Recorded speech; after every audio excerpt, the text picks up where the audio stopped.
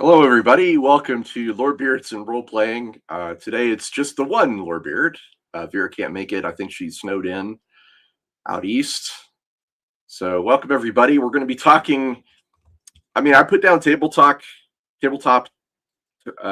stories and RPG talk, which is kind of a fancy way of saying, like, I have a lot of stories, and I'm sure you guys have stories too, but we can talk about anything you want. If you have a question for me about role-playing games or anything of that nature, don't hesitate to throw it into the chat. So, I'm sorry, I got some. They're trying to figure out what the comments are saying here. Sometimes it's a little hard for me to see. But anyway, let's do this. I'll tell you what. If you guys are out there and you're listening and you want to chime in, I'll say this: best crit you've ever seen. Go write something down about that, and we will discuss it. Because I'm one of those people that believes that there's a lot of drama in the dice. The dice help you tell the story. Hawk is telling me I might be on the wrong microphone. Let me just double check.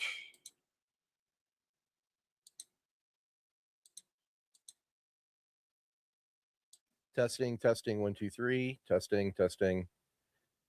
And testing, 1, 2, 3. I think I'm on the right one, Hawk. All right. Appreciate you, Hawk. So Micah says, have you seen the trailer for Yerk's return called Iron Will? Yes, I have. Absolutely. Big fan. Excited to see Yerk come back. But so we were talking about like best crits we've ever seen.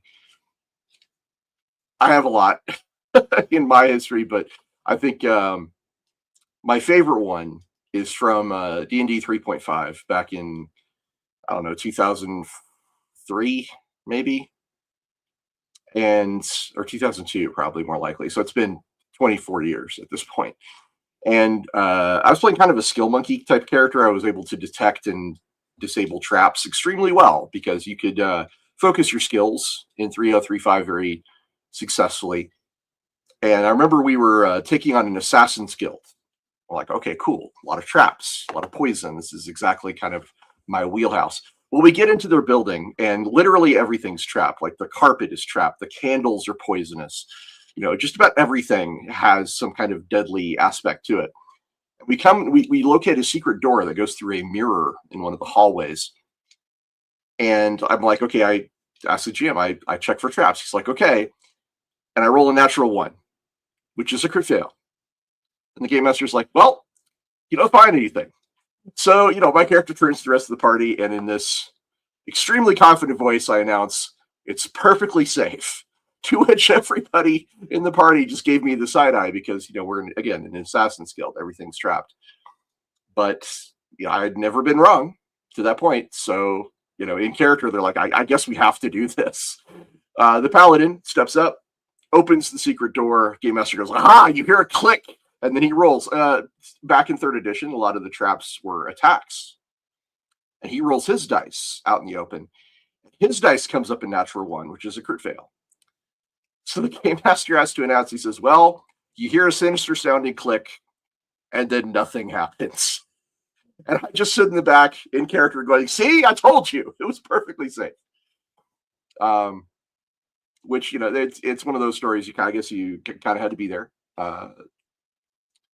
Pretty much all tabletop stories have that element of the dice doing something interesting and adding to the stakes of the story or adding to the humor of the story. And I could tell a lot. I have many stories about this. I've actually done convention panels where we talk about gaming stories, so I thought it would be a good topic for today. Let's check some of the comments.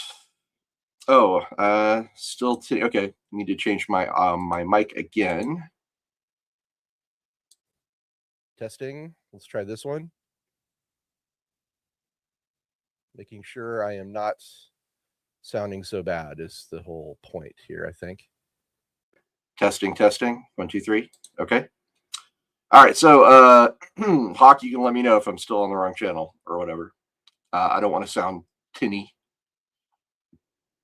All right, so we've got this one here. Steph Van Rohe, I guess is how you pronounce it. A half golem paladin once critted a green dragon doing flyby attacks by spin throwing a cathedral bell at it. That sounds awesome. I love it when player characters decide to do something that isn't just their main weapon or their main attack. And I especially love it when they try something flashy or cool and it succeeds wildly. So that is exactly the kind of crits that I think are memorable. And again, I feel like this is one of those reasons why, for me, dice kind of impact the story and are a part of the story for any role-playing game. Oh, well, all right. I'm still getting notified that the audio is still not great. So we're going to switch it to this one and just kind of stick there. Anyway. And we've got this one from Mike. He says, I was in a One Piece D&D on YouTube.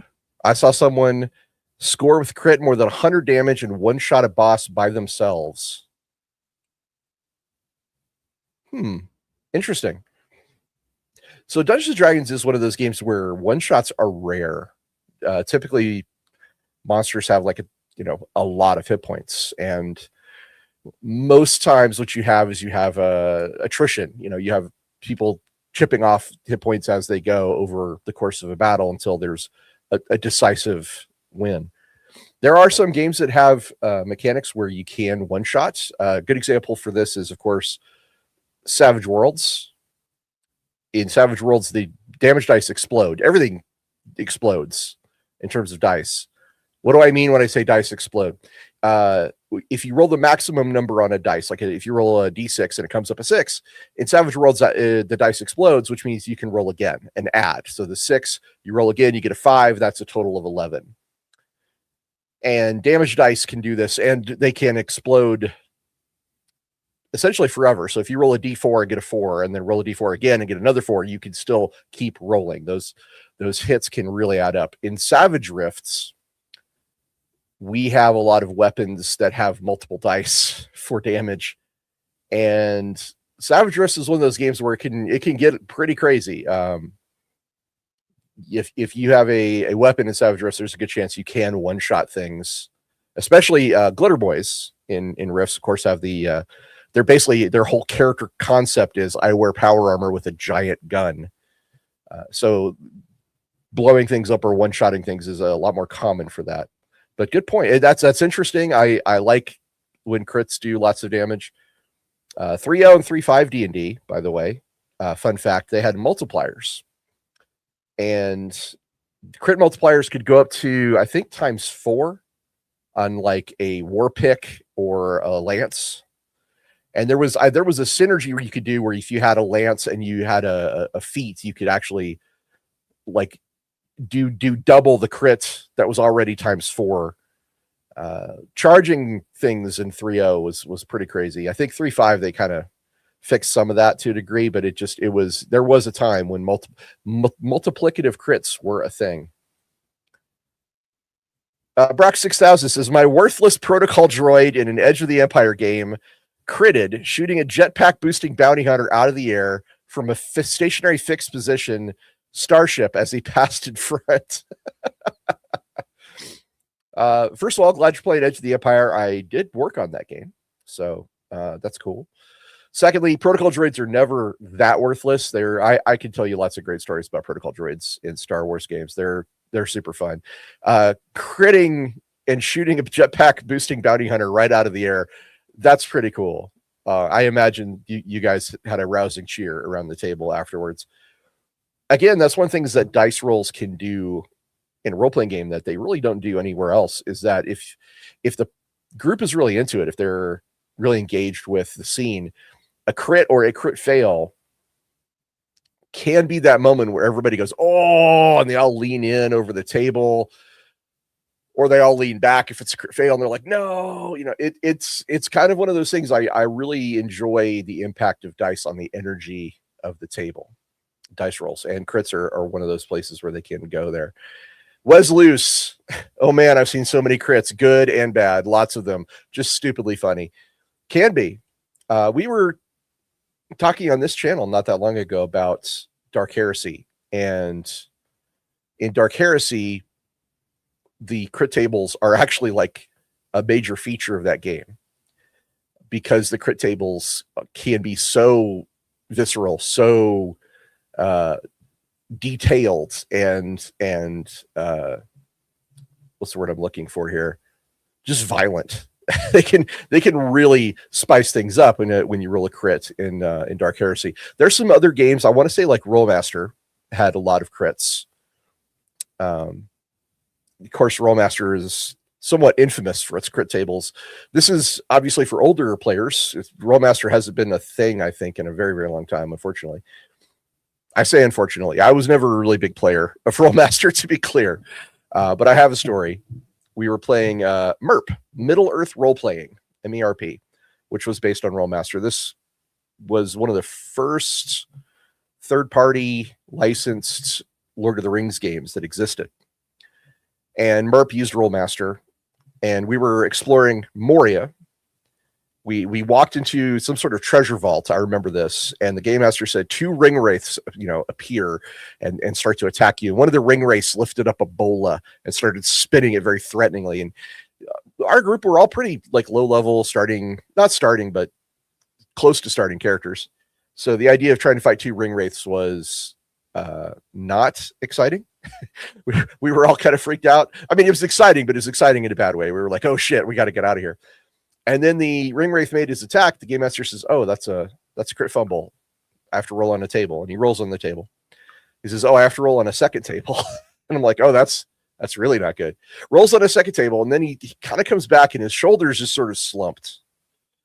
And the game master says, okay, so according to the rules, the ring wraith fumbles his bola.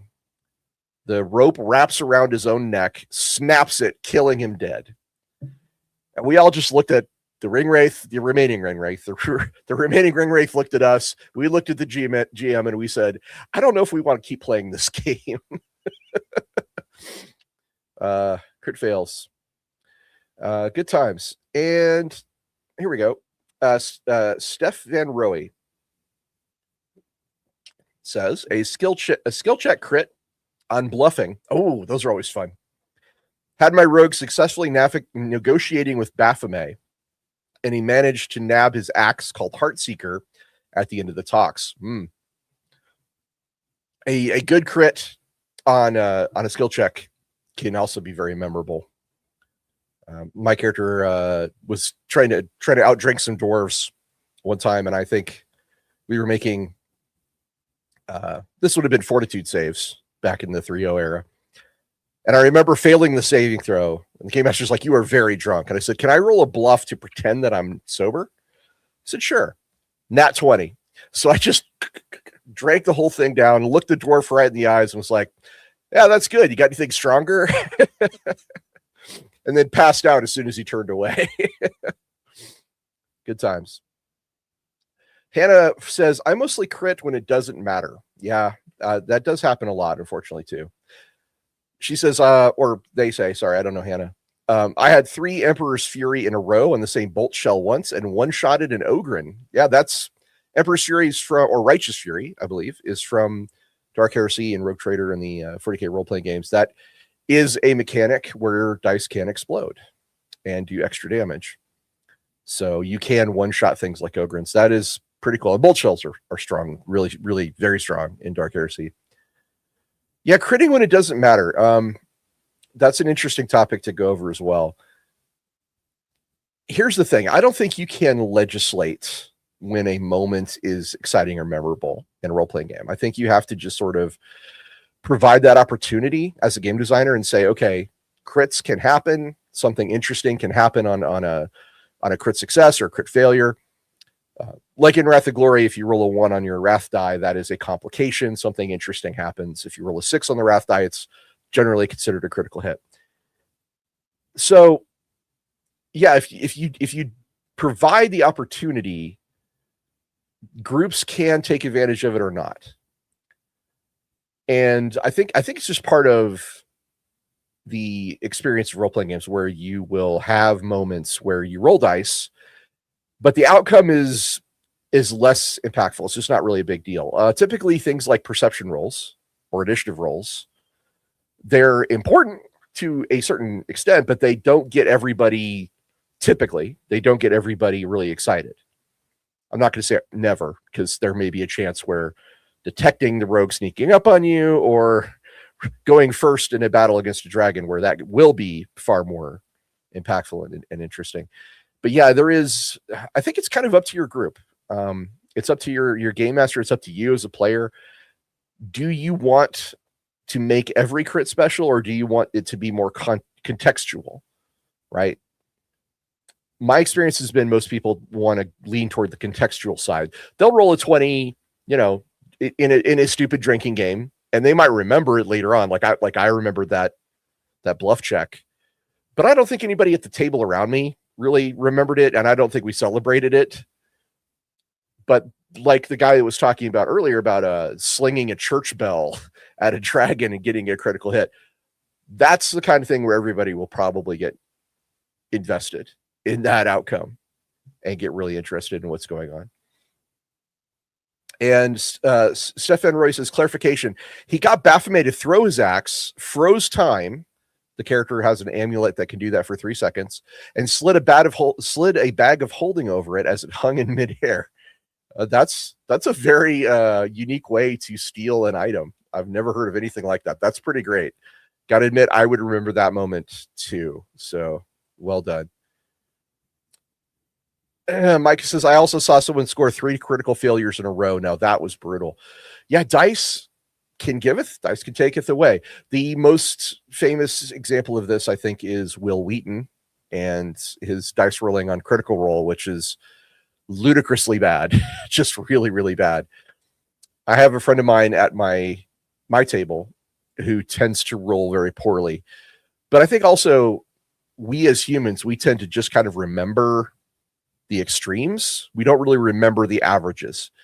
And typically, if you have someone who feels like they're rolling particularly poorly, the odds are they're actually rolling like more or less average, and that then the context around the failures is what makes them memorable. And that can be very frustrating, especially if it happens multiple times during a single session. Okay, so I'm going to throw this question out to you guys. If you are a game master or a player and you've been in a situation where the dice have just abandoned you multiple times in the same session, what's the best way to handle that? I'll circle back around to that later and give you some of my thoughts, but I want to give you guys a chance to think about it. So let's see here. We have One Piece vids can be wicked funny from Elemental Exposure. I'm a One Piece fan, watching season 2 right now. Loving it. By the way, I'm going to throw a shout out to the guy playing Mr. 9. Mr. 9 in the anime was somebody I just didn't register with me. He was just kind of a bad guy that showed up and, was gone. But in the live action, holy moly, that guy, he's killing it. Just absolutely killing it. And possibly now one of my favorite members of Baroque Works is Mr. 9. All right, Micah says, it's crazy. Nobody expected the boss to die immediately. So, fun fact, game masters need to be aware of this kind of thing. And again, right, I want to be clear, on this show, there is no one true way. So what I'm going to say is true for me and my experiences, but may not be true for everybody. But in my experience, I think it's wise for game masters to be prepared and be willing to accept that their big bad guys can be absolutely curb stomped by the player characters. It can feel somewhat unfulfilling as a game master to spend a lot of time on a bad guy and then they just kind of get whooped in that first round, maybe by dice rolls, maybe by critical hits, maybe by, the game master's dice can be poor too. So it can be frustrating, but the thing is, player characters, or I should say players, love curb stomping villains. They absolutely adore it. It can actually be a highlight of the game. And you can walk away talking about it to your friends and saying, man, I can't believe we dunked on that guy so hard. And that's a fun memory to take away. Like we've talked about on the show before, one of the most important things is that everybody has a good time. And if everybody's walking away talking about how fun it was to just curb stomp your villain, you know what? Mission accomplished, Game Master. And you can always recycle villains. They can have twin brothers, they can have sons, they can have fathers, they can have, you know, alternate selves from other dimensions, depending on the universe. So yeah, don't get too upset, I guess I would say, as a game master, if you feel like your bad guy got curb stomped. However, I'll throw this out there as well. A good game master usually has something in their back pocket if things are too easy. And I would argue this is more important the higher, or the more important the boss is that they're facing, the enemy is that they're facing. If it's something that you really want to have an impact on your worlds, have something in your back pocket just in case that guy gets absolutely curb stomped. And I want to be clear, I'm not saying like the thing in your pocket shouldn't be some way to cheat the player characters out of their victory, but it should be some way to make the encounter fit the goal that you had as a game master for the story. Like if they needed to feel a sense of accomplishment, great. If they needed to feel that the enemy force has formidable soldiers, there's ways to do that without necessarily confronting them directly. But yeah, be prepared. I know. Yeah, we've got a comment from Brock 6000 already. It's the Scar song from Lion King. Yes, thank you.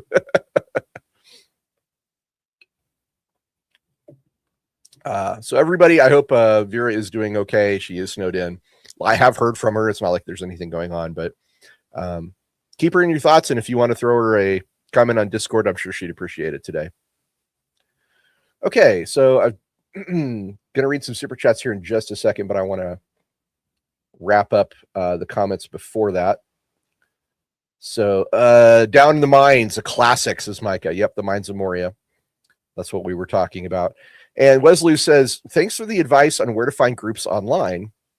Let's hope not every tabletop role-playing group is America time zone. Man, there are a lot of America-based ones. Well, I mean, it started in America, so there's a really good reason why it has spread widely throughout America, but you're right. Not every group is America time zone. And I lived overseas. I lived in Germany for 6 months. I lived in Korea for a year. I've traveled internationally several times for gaming. There are great groups in just about every country. I agree that the challenge can be finding them.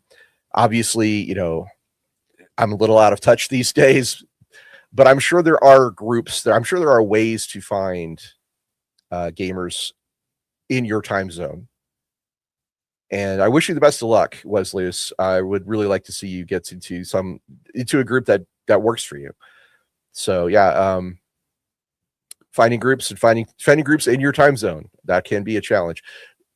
In case it is too much of a challenge, I'll say this: a backup idea might be something like a play by post, which is more of an asymmetrical role play where you will post your character's actions and then can come back the next day and sort of read what happens. Not ideal, but it's better than nothing. All right. And we've got Stefan Roy again. A monster of mine, a solar, one-shotted the party bard, level 19, with a slaying arrow crit. The whole party panicked. Ooh, that's nice. And yeah, solars should be scary. Like I actually savor the whole idea of a solar showing up and literally killing a character like with one arrow and everybody going, oh crap. That is actually not bad either. Like if the group has an oh crap reaction, that could be very memorable. That can be quite fun, actually. It can get your pulse racing. I am not a proponent. I'm not saying you need to go around killing player characters, and I'm not saying you need to TPK anybody, but I will say I think it's good that it does happen from time to time. I would never try to engineer it, but it's good that it does happen, because then everybody kind of understands the stakes. In my D&D game that we played a few years back, one of my player characters unfortunately encountered a beholder, and he got hit with 2 rays. And I thought I was being clever. I was like, why don't you go ahead and roll to see which rays hit you? And he rolled like death for one and disintegration for the other. And he just turned into a fine mist. And we were all like, oh, crap. The player was very cool. He worked with me, and we gave his character a very nice send-off eventually. But yeah, in the moment, it was a wake-up call for everybody to realize that game can be deadly for player characters. Micah says it was a new hire, Ring Wraith. Yeah, in Moria. Wesley says, I think one of the funniest is the player somehow one-shots the boss, the big bad evil guy, and then the party almost dies to kobolds because the wild magic sorcerer blows themselves and the party up. Yeah, oof, wild magic. Well, obviously Dark Heresy has got psychers who are even more dangerous to the party, potentially. Price of doing business, I guess. But yeah, that can be very memorable too. That's actually a lot of Dark Heresy stories that I've heard usually revolve around, and then the psyker rolled a mishap and then something horrible happens. Stefan Roy, yeah, that ring raid thing seems like it would really deflate the tension. It did. It considerably did. Which is an example of how crits can be not great in the moment. Shadisian, cool name. How to handle it when a player repeatedly keeps failing to hit when it should be really easy to hit the enemy right in front of them. This is actually the question I was asking you guys to talk about. Rolling terribly over and over again in a single session can be very frustrating. I think there's, at least I have, let me phrase it this way. I have an expectation as a game master that the people I'm gaming with have a certain maturity level. And that maturity level means that if they get frustrated, they handle it by, in an adult manner, which can involve cursing, can involve, putting some dice in the microwave. Like, I'm not going to say they won't act out a little bit. I will say there are healthy ways to deal with that frustration and unhealthy ways to deal with that frustration. One of the things I would certainly encourage is for the game master to start paying closer attention to what kind of roles he's calling for. Combat is combat, right? And we all understand that you can miss, you can critical miss, it can happen. I've had characters that have missed and then died. It just happens. So to a certain point, I will say it's just part of the game. But to another certain point, I will say there are times when you don't necessarily need to roll for things. And if you have this issue at your table, this would be a good time to really start thinking more carefully about whether or not a roll is required, because a player can feel like his choices matter without dice. If you are saying, okay, because you are a wizard of Candlekeep, the history of the Moonshae Isles, you don't need to roll. You just do.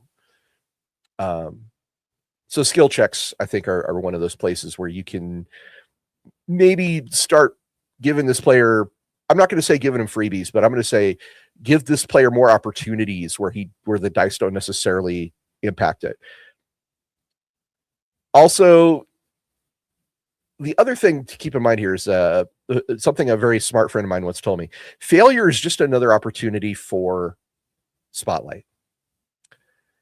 And I think we've all seen television shows or movies where a character can fail multiple times. It can become a running joke. And it can be actually quite entertaining to see someone taking advantage of that to tell a little bit of their character story.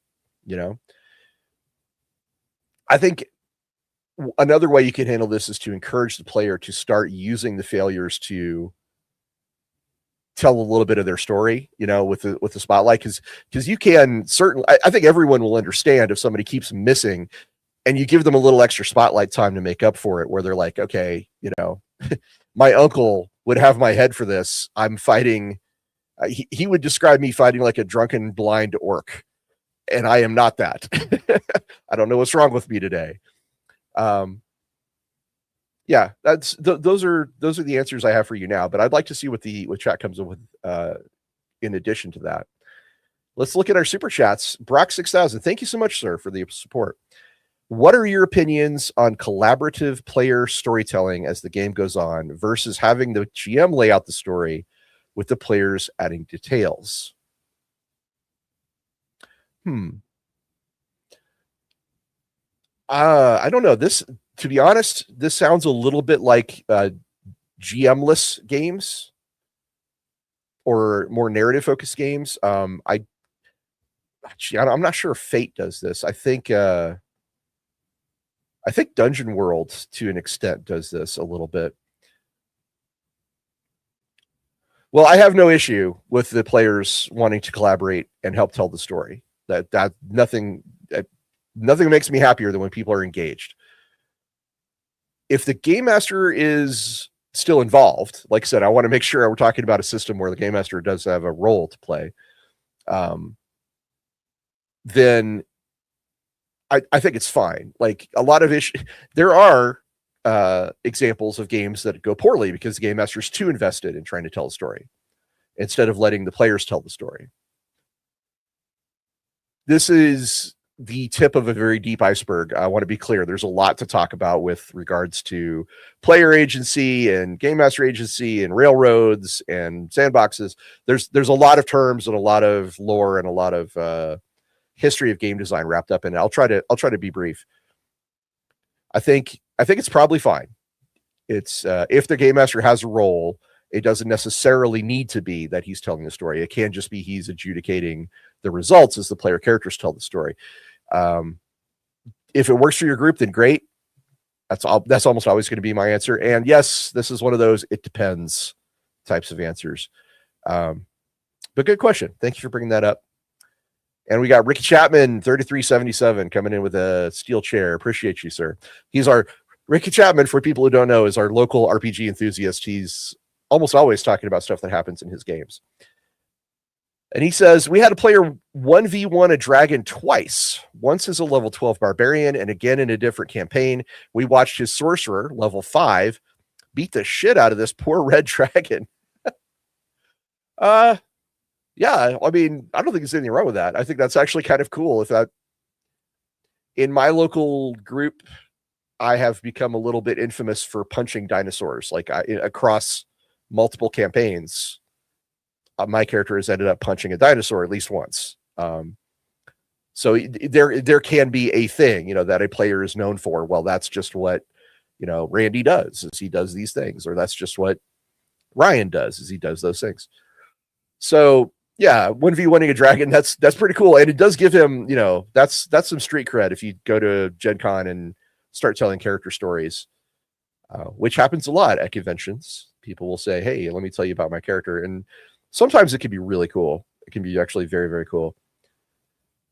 And okay, so biggest I've seen was 6, says Wesley. Is that a gaming group you're talking about, size? Not only Critical Role, it's just bad. I'm not sure what's that related to, unfortunately. Okay, so let's see. Adrian Warad says, do you want to talk about dices in Risk or Monopoly games, like losing the entire full army because of dice or being in prison 5 times in a row? Board games carry a different expectation of luck that I found. And typically, again, I won't say always, but typically players of board games are a little less invested personally in the outcome. I have met people that are the opposite. I want to be clear. But generally speaking, the people that I know that play board games like Risk or Monopoly, they're not as personally invested. I think I think most of us have probably grown up with playing a board game with the family, and you get really frustrated because you don't win. And this was definitely one of my earlier memories, is playing a lot Risk and Monopoly and things like that, and getting upset because I couldn't win. And learning to deal with that is actually, I think, a really important lesson. Life lesson is learning what to do when the luck of the draw is just absolutely against you. I think it's different in, it depends on how, okay, another it depends question, but it does depend on how competitive the game is. I have had bad experiences with games like Blood Bowl, which are 1v1, very competitive games where the dice just absolutely suck. And that can be a feel bad moment. For me, what I ended up doing was just kind of deciding that that's not something I wanted to deal with. I stepped away from playing games competitively. I used to play tournaments. I used to do, things like Blood Bowl. I just kind of stepped away from it because I found that it was not making me happy. It was not making my opponent happy. Nobody was winning. Even the winner who won did not win because I was not happy.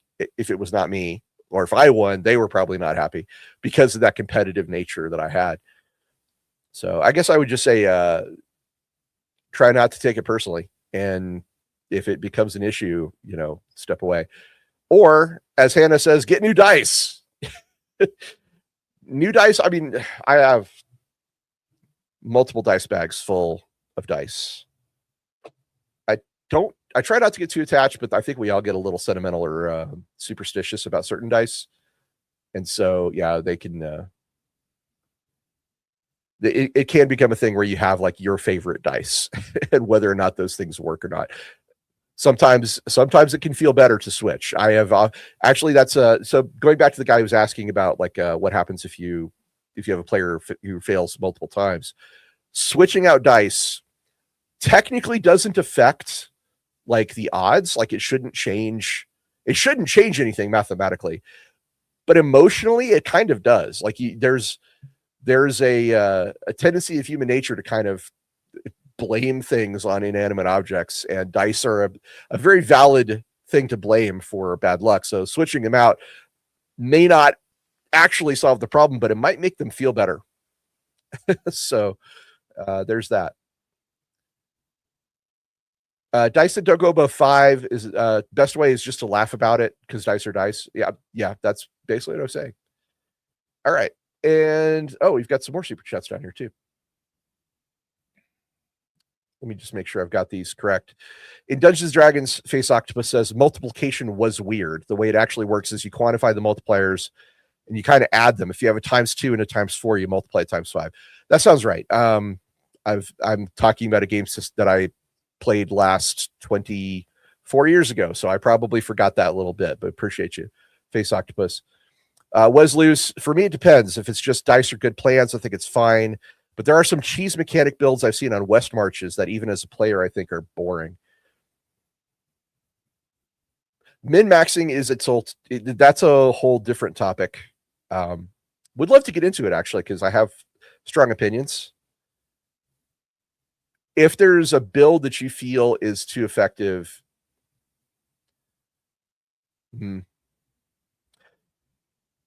that is a concern. So West Marches is a particular style of role-playing games for people who aren't familiar with it.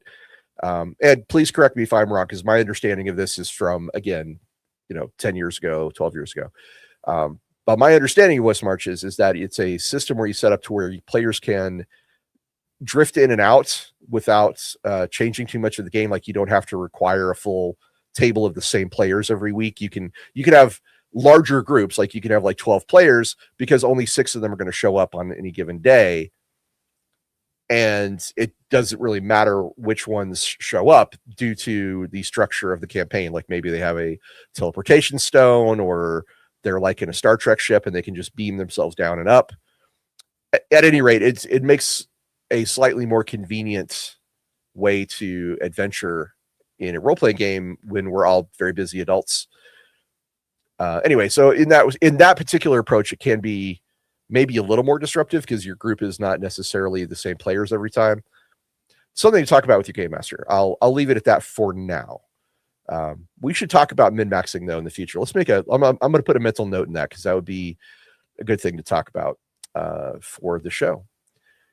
Okay, and let's see here.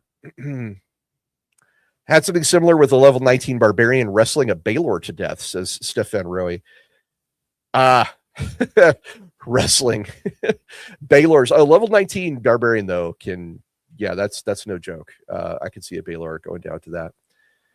Hawk says, I'm still working on my tech priest story, but stat-wise, I haven't built. He rolled a total of 42 for fellowship. That's an amazingly friendly tech priest. Really nice. All right, super chat from Ice Veins. Thank you for your support, sir. Ross, what was your most memorable favorite character you've created in any game setting? Oh my God. Okay. Oh, I have so many. My most memorable or favorite character. The one I still just wish I had more opportunities to play is a Shadowrun character. If you guys are familiar with Shadowrun, it's a cyberpunk game with magic as well. And in this game, I was playing a pixie, basically a 18-inch tall fairy who can fly and turn invisible and things like that. This was from 4th edition Shadowrun. And I had decided to make so pixies typically do not have knowledge of the modern world. They don't really know how the matrix operates, which is their word for the internet. They don't really know how to flag down a cab. The stuff that you would know from living in cities, just like being part of that culture, they typically don't know. They have to pay some extra build points in character creation to have that full knowledge. And I was trying to find a way to play with that.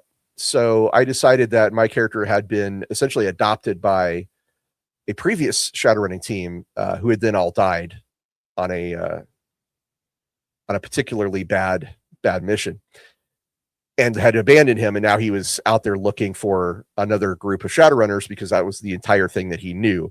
And he had studied everything he knew about the world. He got from the internet, he got from the Matrix, and he became a fan fiction writer on this about Shadowrunning because he thought that was the end all be all.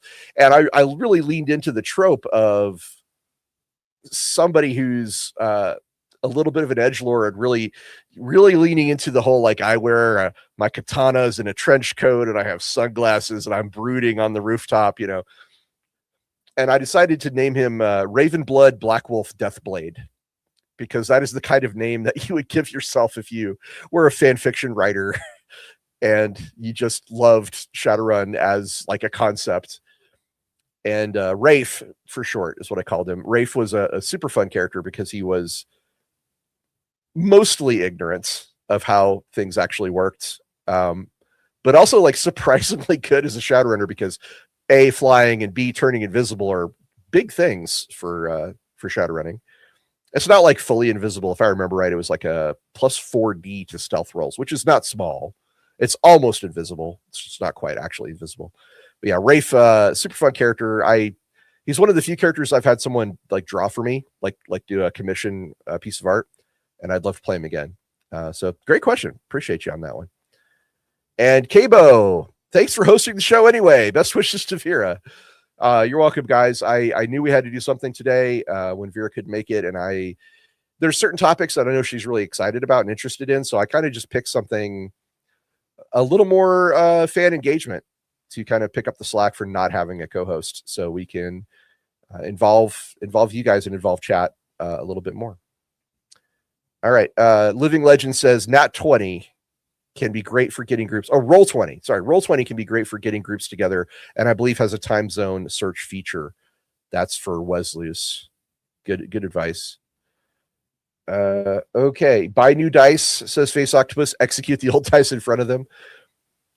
So a very common thing these days is dice jail. I actually, as part of a Kickstarter, I got a little dice jail that you can put dice into to sort of punish them, which can be a lot of fun. And there's different designs for these. It's difficult for me to say that they add a lot, but they add a little something extra to have a physical representation of punishing your dice. So there you go. Okay. And Kenna says, I mostly do play by post. Our Rogue Trader game made it to 7 years. Wow. That's a long play by post. Wesley says, dead and disintegrate. He's really dead. Yes, death and the two beams that he He rolled the beams for me. Like I asked him to roll the beams, and he rolled the two worst possible ones, which, as Micah points out, is a perfect combo. Yeah, that's rough.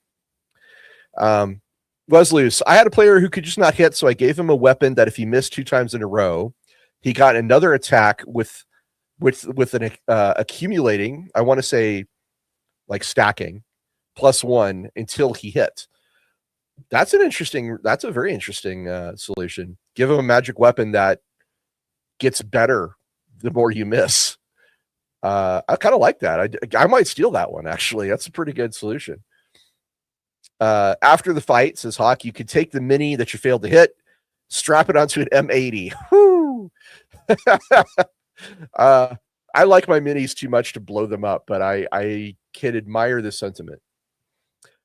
Godzilla Rex says, I think if it's a fight, you could be okay to have the roll be about damage if they keep rolling bad on the to hit. Depends on the game, clearly. I would say, in my experience, I wouldn't want to fudge things in the player's favor quite that way. I feel like it would kind of it could potentially damage the trust a little bit. But there can be opportunities like coup de grace, which are, I think, an automatic critical hit or if the enemy is already down or bound. There can be times when a to hit roll is not necessary. It's very contextual. Something to think about. I want to say there's a lot of danger to that approach if it's not done well. Wesley says, I usually do a combination of classic character background to see how high a knowledge DC should be, or if a player should just know something because it's lesson 1 of fighter mage school. Yeah, this is a concept called best practices. And we talked about it, I think, in our very first episode, or we talked about it in the good DMing episode. I can't remember exactly which. In any case, best practices is a really good way to go when you can say your character knows what to do here, even if the player doesn't. This is why like attributes and skills and feats and things like that are can be very impactful. I like to play characters who have very high social skills. I don't feel like I do have particularly have good social skills, so I like the fantasy, if you will. I like the escape of thinking that my character knows how to do this, even if I don't know the right words, my character does, because he's invested this much. He's invested deeply into personal relationships and skills that involve discussion and things of that nature.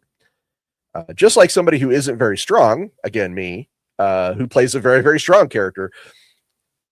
I think if the character is built for a thing, you can sometimes just give them that thing as a player, as a GM, and just say, yes, you know how to do this. In my group, we ended up coining this term as he's fucking Tarzan, man. I think we were gaming at a convention and somebody was playing Tarzan, and we were just describing like how we were arriving at the scene of the crisis in the game. And the guy playing Tarzan is like, well, clearly I run across a telephone wire in between poles and do a backflip onto the top of a building, and then, grab a load of laundry or grab a laundry that someone's hung out to dry and use that to swing over to the next building. And one of the other players at the table was like, why aren't you going to make him roll for that? I mean, those are all like acrobatic moves. And the game master turns to that guy and says, he's fucking Tarzan, man. I mean, he could just do it. And that has stuck with me. Like the idea that if someone is just really skilled at the thing and it doesn't really matter, like it's not really important for them to roll, just let them do it. All right. Wesley's pick int or whiz, pick intelligence or wisdom and roll common sense if something is too obvious. if something's too obvious, this is one of those places where I definitely wouldn't make them roll. I would just say, listen, I might try to relate it to their backstory and say, because you have been through these things, try to add it onto their character story. But yeah, rolling for common sense is a little weird, because what if they fail? But still a good point that you can, in fact, use common sense as a way to sometimes use common sense as a way to help guide the players. He says, also known as don't start a forest fire, light a tar pit on fire. Yeah, those things sound bad. Those things definitely sound bad. All right, let's see. Face Octopus, have game masters ever deliberately put dinosaurs in their campaigns so you can punch them? I don't know. I think so. I think it's possible. at least with one of my friends. I think he may have just done that. But dinosaurs are a bit of a staple, especially at convention games. You find a lot of them at convention games. Cabo, hey, good to see you, Cabo. Sometimes it can be helpful to frame a failure as the enemy or NPC being unusually skilled rather than the player character being incapable or a fool. Yes, framing failure is very important. I'm glad you brought this up. It depends on tone, Cabo says. Their defensive focus is on the player character that misses. Yeah. Framing failure, very good point. It's very easy to frame the dice rolls as always being something related to what the character is trying to do or doing. And Cabo brings up a really interesting point. It's sometimes better to frame it from the villain's perspective or from the NPC's perspective. I would encourage every game master to try this out in their game, is to not for all roles, not for all sessions, but try it out in one session or try it out with one character. It can really be eye-opening and give you a whole new set of tools in your toolbox if you frame the dice rolls from a different perspective. So yeah, that's a really good point. Adrian Warad says, I love to roleplay everything, especially in strategy games or war games. My friend Daryl Hayhurst, he's the one who's currently running Savage Worlds over at Pinnacle. Daryl Hayhurst will roleplay anything up to and including tic-tac-toe. He will find a way to roleplay the hell out of it. I admire him. I wish I could roleplay like he does with everything. And if you do the same, that's kudos to you, sir. Wesley says, playing Risk against my dad, I'm just going to roll all sixes and I'm just doing it always. Sounds like your dad's really good at Risk, which that can be very frustrating. All right, I'm going to scroll down a little bit. Wesley says, by now I learned that the dice don't care. I will roll bad as a player and I roll like a devil as a game master. You know what? That can be awesome. Actually, that can be really, really cool. Hawk says, just last night I was not rolling great. I switched to a CR character dice set that was known for stealing things and then immediately critted a lockpicking check. That feels good, doesn't it? I do have some themed dice for characters and for campaigns, and it is very satisfying when those dice do well in their particular area, if you will. Face Octopus, just to be clear, when I was talking about multiplication, I was only talking about 3.x. Yeah, I think those are the only, I believe those are the only editions that had a lot of multiplication. There may have been like a ×2 in advanced D&D. I can't remember. It's too long ago. All right, here we go. Ricky Chapman, $20. Thank you very much, sir. Says, we had an incident with a boat during a storm being chased by a kraken and a magic orcas. A wave threw everyone with the rogue overboard. Everyone grabbed onto each other, forming an 8-person chain swinging from the boat. Yeah, those are the best kind of stories, man. And that's what, in a lot of ways, I feel like role-playing is kind of an exercise where we get together, we have a lot of fun with everybody, and what we take away from it, what we carry with us are the memories and the stories about why those games were fun. And sometimes it's the story like, 2 crit fails in a row, like the story I told at the very beginning. It could be like the story you just told about with 8 people forming a human chain. I find that hilarious. Yeah, the memories we carry with us from the table, I think, are one of the biggest and most fun parts of role playing in general. Wesley says West Marches, where I played, was just a DM posting one shot, so you don't know who's on your mission. Oh, okay, yeah, that's a different structure. Okay, and he says you can build missions that are average, and then there's and min-maxers can make very very broken builds,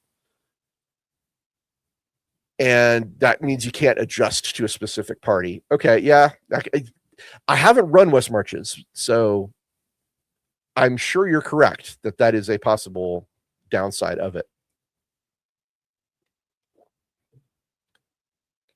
Okay, so that would be, I guess, the next question for chat. How do you feel about min-maxing in game? And what I mean by that, let's define the term. Min-maxing in a tabletop environment means that someone has created a character, or you've created a character. There are times when I have been the min-maxer. That the character's build is particularly effective at a certain area, sometimes to the point where they overshadow other characters at the table. I'll go back to 3.5 again. To be clear, I love 3.5. 3.0, 3.5, actually, Book of Nine Swords is just such a great book. It's one of my favorite D&D books. So I love 3.0, 3.5. Love it. Had a great time. However, that was also an era of D&D where min-maxing could create some significant issues. And I remember we had a cleric in our group who had min-maxed for turning undead. There was a book called Complete Divine. I actually worked on that book, Complete Divine. If you have it, my name's in it. Anyway, Complete Divine for 3.5 introduced ways to empower turning. So you could you could take a penalty on one aspect to turn at a much higher level. And there was, I believe, the sun domain. You turned as if you were twice as high level as you normally were for a cleric. So this guy was a sun cleric with empower turning and heightened turning, I think, was another one of the things he had. The game master straight up said, I'm just not going to send any more undead because you just get rid of them. I mean, the character was built to do that thing so well. The game master felt it was pointless to indulge in sending any more undead. So you could argue that was ultimately a failure of min-maxing because the player didn't get to use all those abilities he'd invested in. You could argue it's a massive success because he did it so well that just undead stopped showing up. I don't know. It's a complicated issue. I would say this. I want to hear what you guys think before I get too far down that rabbit hole. But defining the term is min-maxing can be a way to, it means that you have essentially focused your abilities in one particular area to a point where you're overshadowing other characters at the table. So we will get back to that in a second. Do you still have the art for the Chuny fairy? Yes, he was very Chuny. Yeah, the term wasn't around when I created him, but he definitely was very, very Chuny. I do still have the art. I'll have to dig it up somewhere. If Vera were here, she could take over for me while I would go search for it. But I don't have anybody to do that right now. And I didn't expect to bring it up, or else I would have it. I'll tell you what, remind me next Monday when we do our next episode, and I will have it available then, and I'll show you my character. And question from Samores 903. What do you think the chances are for Games Workshop to go whole Far East for only war? Sorry, for Old World. Whole Far East for Old World. Now that Cathay has been a proven success. You know, that's a really great question. I hate to say this, but it's a little bit more Sotek's area than mine, but I do have a lot of experience working with Games Workshop over the years. I'll be honest, I never thought we would see Cathay. It was a fairly major shock to me when Cathay as a faction emerged out of Total War and became a thing and became a fully, miniatures faction, not just a cool faction in a video game, but like they produced miniatures for it. It was amazing, shocking, surprising, in a good way. Like I was very pleased to see Games Workshop doing that. All that to be said, that I don't know. I still don't expect it. Like my instincts tell me that is a fairly low priority thing for Games Workshop to do. It doesn't mean it won't happen. And I think it's certainly more likely now than it was in the past. But does that make it actually likely? Like, I don't know. I'm really curious. I don't know. That is something I would maybe check in with Sotek on and see what he says, because my understanding is that it would again be fairly shocking to see them do like Nippon or Ind or Araby. So yeah, I'd love to see it. I think it'd be really cool. I don't know. All right, so let's see here. Mike says, I'm currently in the middle of making a Hive Scum. Hey, I also play a Hive Scum who survived a demon world for Dark Heresy, and man, he is not good in the head anymore. A demon world is not a nice place. I tell you what, that is absolutely true. Levi the Most High says, I have a dice penitentiary. Is there like a dice warden and dice guards? I love it. That's great. Hawk says, honestly, the biggest crit was finding my current RPG party, my current roommate I met through online D&D during COVID. There are few things as satisfying as a really good RPG group, a really good set of players. I was blessed. Up until very recently, I have had a group that's been together for almost 6 years. I think we went at least 5 years. We went at least 5 years, if not a little bit more. And we were every other week just coming together, playing. And we did several campaigns. I ran a campaign that lasted for a year and a half.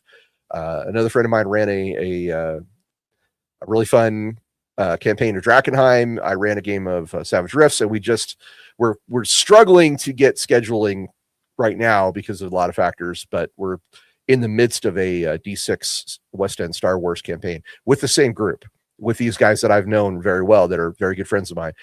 I cherish it. If that is a critical hit in real life. Absolutely. Okay. So Hawk says, if your players roll low, time to switch to Thaco. Oh, God. Oh, you're killing me, bro. So Wesley asks Thaco. Thaco was an attribute called it was an acronym for 2-hit armor class 0. It was essentially your target number that you needed to roll on a d20 to hit something. And it was inverse. So in Advanced Dungeons and Dragons, your armor class went down the better it was. So a armor class of -10 was extremely good. It unnecessarily complicated the math, where everything else was like the higher you roll, the better. But Thaco was the one thing where the lower you roll. Anyway, it's more complicated than that. I don't want to get into it. Thaco was a rule that is fortunately long gone, and I'm glad it's gone. I have no love for Thaco. Let old man Ross explain it. Yep, there you go. Okay, here's a question from Diamond Rush. Hey Ross, how complicated would you recommend making a villain for a story if you are leaning into the more metaphysical? Do you think it is different per medium how deep you can go between a book, a role play, or tabletop? Okay, fascinating question. Role-playing is inherently, at least face-to-face role-playing, is inherently a little bit more of an intimate act. And I have seen people who have played some extraordinarily deep and moving characters and encounters. And I've even seen some one-on-one games that have really gone deep into certain things. Back in the 90s, we got some pretty strong tastes of metaphysical role play with the World of Darkness, Mage, the Ascension, and Changeling, and possibly Wraith being the largest examples of this. Werewolf the Apocalypse and Vampire, of course, also had some metaphysical aspects to them. How deep you can go per medium? Well, writing a novel allows you to go as deep as you want. Like that is really the I would say that is the deep end of the pool, right? Is a book. You can have something that is as meaningful as War and Peace, or as bizarre as The House of Leaves, or as engaging as Game of Thrones. So books can go very, very deep. God, what's that guy's name? The guy who wrote Snow Crash, Neil Stevenson. He wrote some extremely metaphysical books after Snow Crash. So I would recommend looking at those. But if you want to go metaphysical, like on a more like I'm external level, like I'm speaking to someone, I'm game playing with someone, I would say a role playing game is probably the best way. I'm not sure how you could do it in a tabletop format, like on a. There are some board games that do more metaphysical things. And I'm thinking of Dixit for some reason, which I'm sure that's not the one I should be thinking of, but I know they exist. So I would say the order is as you've presented it. You know, book is the deepest, role play is the second deepest, but has an interactive level to it. Yeah, that's my answer there. I hope that's helpful. Hawk says, I don't particularly enjoy min-maxing personally unless everyone is on board and of a similar level. Otherwise, people just don't get to shine ever. Okay, good points. Now we're talking about min-maxing again. A lot of the issues around min-maxing are not about min-maxing itself. What they're really about is the player and the player's attitude. I know that sounds weird to say, at least in my opinion, at least in my experience. If you have someone who's dominating the game to the point where other people don't get to shine, that's more of a player issue than a rules issue. The rules are just enabling someone to do that. And I would say that person's going to be problematic regardless of the rules you play. It's, you know, I think that's a player problem. However, as a game master, what I like to do, the way I like to address this is, I think min-maxing is actually fine if it's meant to be like the expression of a particular concept. Let's say we're playing Savage Worlds and we're playing in a, you know, samurai type era, something like Legend of the Five Rings, for example. And I wanted to play, you know, Zatoichi. I want to play a blind swordsman who is exceptionally good as a swordsman. Like, that's really the thing that Zatoichi is known for, is he's an amazing swordsman who happens to be blind. So in that context, min-maxing to be an excellent swordsman, that's achieving my concept, right? I don't think there's anything necessarily wrong with that. And again, the game allows you to do this. Like, it's really hard to get on somebody for doing things that are within the remit of the game. That's how the game is built. You can make a character who's really good at this stuff. Feng Shui is a really great example of a game where everybody's good. Everybody is good. Some people are just a little bit better in certain aspects, and especially if you do certain builds, they can be, you know, considerably better. But everybody is still good, and everybody gets still to do really cool and fun stuff. Feng Shui is just set up that way. One of the things I really like about D&D 5th edition is that it's a lot harder to become overwhelming in any particular area. They got to hand it to the Mike Merles. Got to hand it to Merles. He did a really great job on bringing things a little bit more under control as far as that goes. However, if you have someone who's really good at this thing, someone who has the system mastery to make a character that is really good at a certain thing, if they are someone you want at your table, you can say, hey man, use your powers for good, help out everybody, right? That's what Hawk is saying here. Everyone's on board and of a similar level. A min-maxer can make everyone at the table good if they're willing to use their skills to lift up everyone, and they should be. Like, there's no reason why you shouldn't be that way.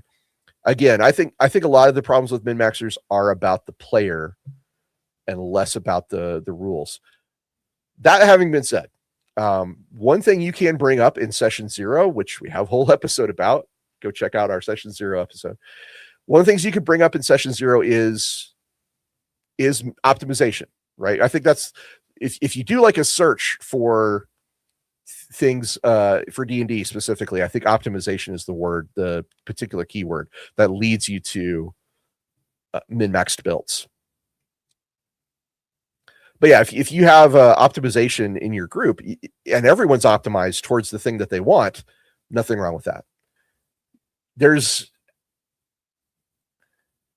obviously going to be issues. It's going to depend on your group and the makeup of your group. You might have 3 players who are fine with min-maxing and are going to go ahead and optimize their character for a particular role, and 3 players who don't. 3 players who are just like, I just want to be here, man.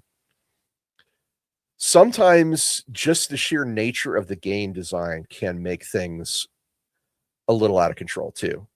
So a couple of good examples. In 3.0.3.5, druids were insanely powerful. 3.0.3.5 Dungeons & Dragons, druids were just crazy. They had an answer for every problem because they could wild shape their way out of a problem. They could spellcast their way out of a problem, and if they couldn't do either of those 2 things, they had an animal companion that fought almost as good as a fighter to fight their way out of it. Druids were insane. I played a druid all the way up to level 12 in a particular group. I never selected any magic items whatsoever because I didn't need to. I effortlessly was able to dominate like any aspect of the game that I really wanted to the point where I was like, this character is broken. The build is broken. Druids are broken, yo. Fortunately, 5th edition druids are less broken. However, what druids are in 5th edition, as a contrast, is they are the jack of all trades. I remember I was constantly surprised by my druid having an answer to most problems. It just wasn't every single problem, and it wasn't every single time, which I appreciated. But still, druids are extremely versatile. So are bards. Druids and bards, very, very versatile characters. So there's really nothing wrong with that. Again, per se, it's just going to depend on the players. A good player, we have a whole episode on being a good player. A good player will not overly, or will try not to overly dominate, even if they have a very powerful character. This is a complicated issue. I wish Vera were here to discuss it, because I'm sure she has some really great insights on it. And you guys should definitely ask her about it next time she shows up. All right. And Mike says, well, it was made for Total War Fantasy, talking about Cathay. I hope for Total War 40K we might finally see the Exodites. God, I've been waiting for Exodites forever. Would love to do that. This is not a 40K show. But we do have a Lorebeards 40K show where we talk about all these things. We have been on an Eldari kick lately, and we've been talking about a lot of Eldari. So if you're interested in Exodites, Harlequins, Drukari, Asuryani, Corsairs, any of the above, go check out Lorebeards 40K, because we do get into that pretty deep. And I think where Mike is coming from is that we didn't expect Cathay, so Exodites are possible, right? Thinking along those lines, logically, that makes sense. I mean, if they trusted Creative Assembly to make Cathay, they might trust them to make Exodites. I think it's less likely. Games Workshop tends to treat 40K a little bit more carefully than they do fantasy.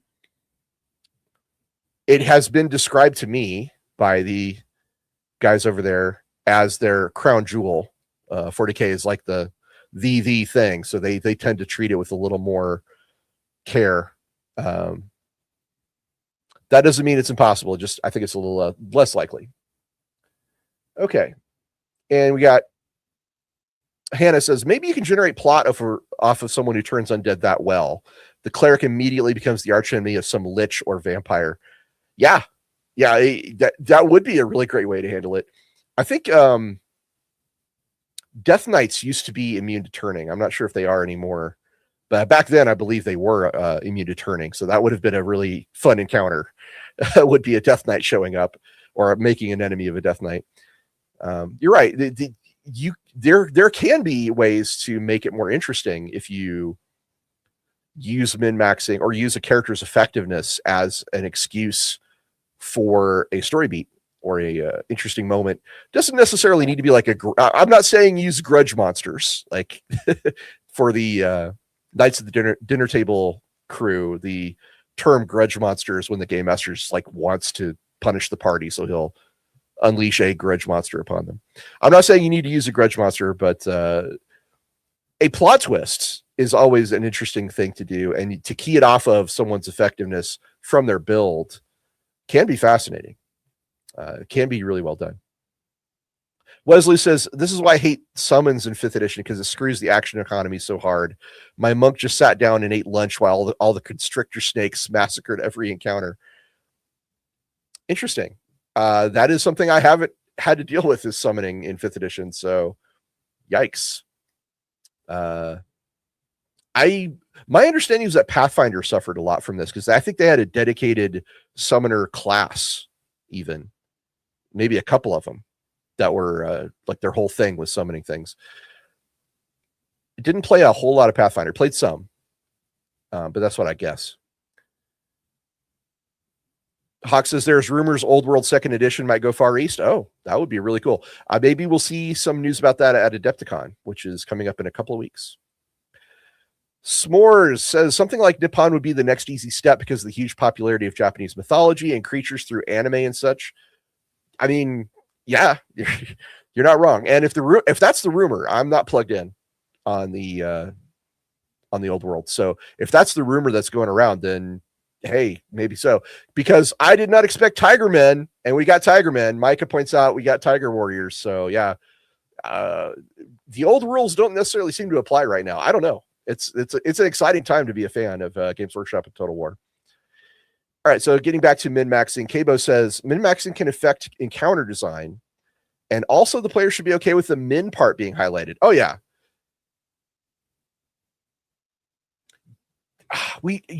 Cabo, I wish I'd remembered this when we did the episode on being a good player, because part of being a good player is making sure you have a flaw. You have something you're not great at. And that it's counterintuitive, but it's actually really good for character building. It's really good for character growth. It's really good for character development. It's really good just for fun story beats to have something you're just not very good at. We got a lot of mileage in our Baldur's Gate game, and this is not the video game. This is tabletop. The Baldur's Gate adventure, Descent into Avernus, I think. And we got a lot of mileage out of this because all the characters we made, none of us were very good investigators. None of us were. And so we had a lot of we had a lot of enjoyment out of describing how poor we were at actually investigating a crime or trying to find clues. And it can be both hilarious. It can be a good way to drive character growth, because we did start saying, hey, we need to investigate. We need to invest in things that can be used to investigate, feats or skills or things of that nature. So yeah, I heartily agree. Having a flaw, having a min part of your min max can be a very, very cool thing. I would argue this is even more important depending on your genre. Fantasy is one of the most flexible and one of the most flexible and well-supported genres that exists for tabletop gaming. That's one of the reasons why there's so many fantasy games, why D&D dominates, partially is because fantasy is just a very, very flexible genre. Superhero games, this is something I've played a lot of, is in superhero games, having a flaw is even more, I would argue, is even more important, because the character story in a superhero game is actually kind of front and center, as opposed to fantasy, where it's a little bit more about the party, a little bit more about the group. Again, I'm speaking in generalities, and I want to be clear, this is from my own experience and not necessarily true for everybody. Anyway, and so I used to play Champions a lot. I don't know if any of you guys are Champions players. Champions was a superhero role-playing game, which was, well, it was very, very complicated. Algebra was involved, like building your character. You spent points on things. You defined all of your character's abilities through a very arcane series of choices of how the power worked. Like literally building your character was a mini game all in itself, and you won by building a character that matched most closely what you were trying to create. However, there are some ways to exploit building characters in Champions. And there's a particular type of exploit, which is called a multi-power, which is where you can save a lot of points, buy a whole bunch of powers, and just kind of use them one at a time, as opposed to having them all available all the time. And unfortunately, what this led to, because it was so efficient, for me, what it led to is I ended up making characters that were Swiss Army knives. Every single character could have a movement power and an attack power at range and a sense power and a defense power. I mean, you know, I made a character who was my riff on the Super Skrull, who mimicked 4 characters at once. So yeah, multi-powers made it to where you could build a character who was a Swiss Army knife. And what I started to realize is that my enjoyment of Champions started to decrease. I had less interest in it because I had no flaws. There was nothing I really couldn't cover in some way. And it kind of like the Druid in 3.5 when I was talking about that. I also was like, yeah, this is just, it's a little, for lack of a better word, too easy. You know, it's too easy to be good at everything. And it's more fun to not be good at everything. The character I enjoyed the most from D&D recently was I had a very nerdy wizard from Candlekeep who was a diviner, and his name was Colin. And Colin was the nebbishy. He wore glasses. He was scrawny, you know, and being scrawny, being physically weak, but mentally, you know, very like smart and very agile in terms of the things he could do with his mind. That was fun. I enjoyed being weak and scrawny because it gave me something to riff on. So yeah, I think the min part being highlighted is a good point, Cabo. Wesley says min-maxing these days is easy. It's true. It's a lot easier now. There's whole YouTube channels dedicated to how to make your DM hate you and how to break the game. Yikes. I have not seen videos where they say this will make your DM hate you, but I'm not doubting you. I'm sure they exist. Yeah, min-maxing is a little easier these days. And honestly, games like Solasta and Baldur's Gate 3, building characters and making a solid, interesting build for the hardest difficulty is a lot of fun. It can be part of the fun of a video game. And those games very accurately represent a lot of tabletop, maybe not everything, but they accurately represent a lot of the tabletop experience. So it's no surprise that there's some flow in the other direction. Hawk says there's people who min-max to the detriment of storytelling where they have meta builds. Hawk, I would like you to explain that a little bit more, like what you mean by a meta build and how min-maxing can be a detriment to storytelling. And Wesley says, druids are not broken. Oh God, Star Druid Dragon Constellation never ever breaks concentration and just summons an army. Sorry, got min-maxer trauma, I guess. You know what? I may have spoken out of turn. My experience with 5th edition druids is that they're not nearly as broken. And again, I was trying to be general and say like 5th edition is less susceptible than earlier editions, in my opinion. I may not entirely be accurate on that if you have encountered some of these things. So there's that. All right. Lorebeards says Istheon Leon. I don't know how to pronounce that name. Doing my best.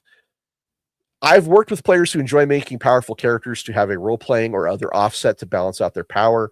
If they're busy handling this issue, then no overshadow. Yeah, okay. You know what? Can you tell us more about that? Because there are ways to do it in role-playing to offset that. Good example of how 5th edition handles this actually is the Warlock and the Patron of the Warlock, because that is an NPC under the control of the Game Master and technically the source of all the Warlock's power. So Warlocks can be extremely strong in 5th edition, and having the ability to use the role-playing aspect of the Patron is like a really, I wouldn't say it's a great balance, but it's definitely a good tool to have as a game master. I've only had a couple people play warlocks in my games, but I've always enjoyed the idea that the patron is a balancing factor. Azarias, thank you, sir. He says the bean counters are always looking over 40K people's shoulders. We AOS stands appreciate the sacrifice of the 40K folks because AOS devs are free to go wild. Yeah, I can see that. I can see that. There is a certain freedom in having a thing that is being paid less attention to. I can give you a story about this. I was working at Fantasy Flight Games, which is, at the time, this would be the early 2000s, was known as a board game company. That's primarily what they made, was board games. And they decided to get into the RPG market. They were going to make, they had been making products for 3.0 since 2000. So they've been in the market for about 8 years or so, making role-playing game products, but it was still a secondary part of their business.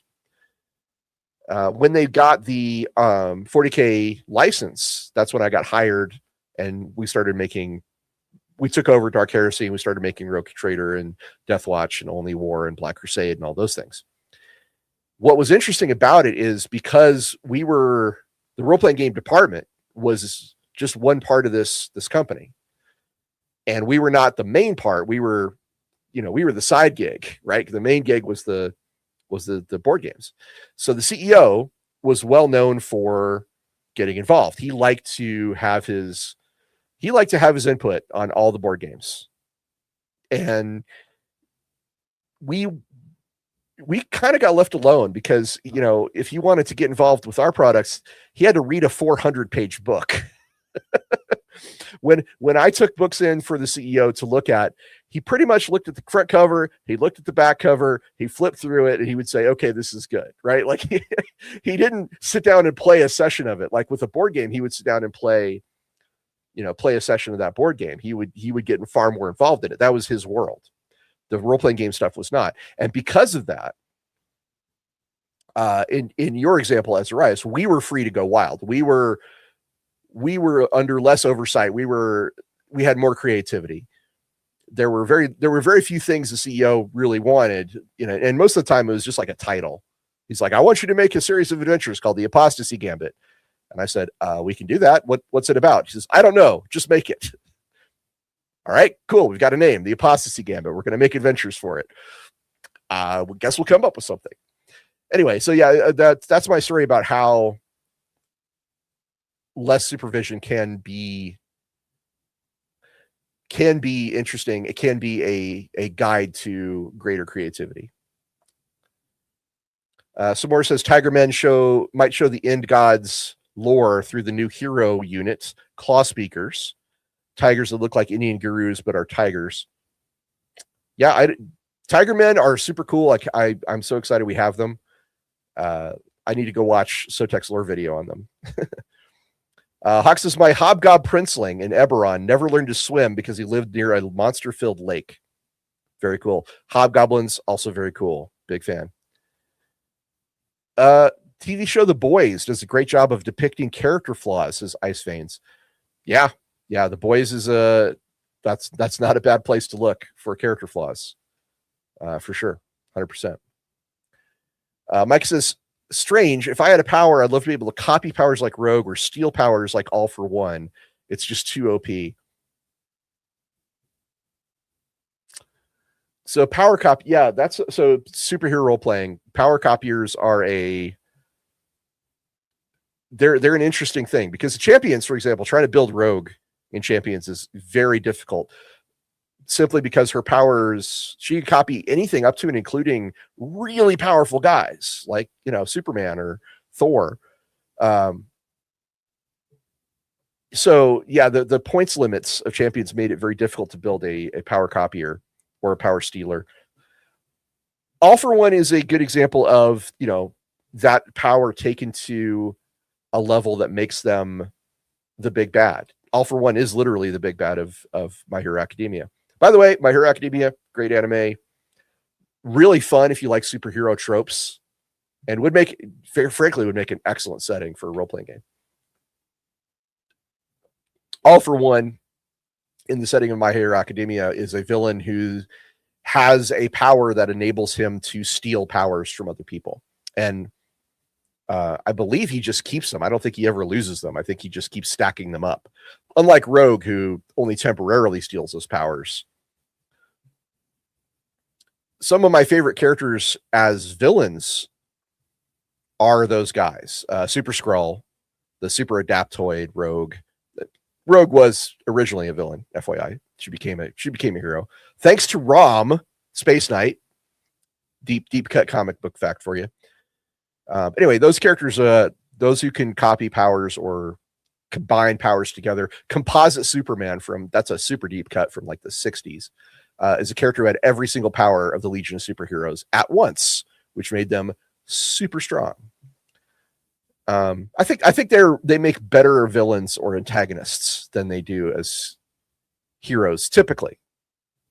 Again, Rogue's a great example of how to do it right. So there you go. And Rogue's one of my favorite characters of all time. So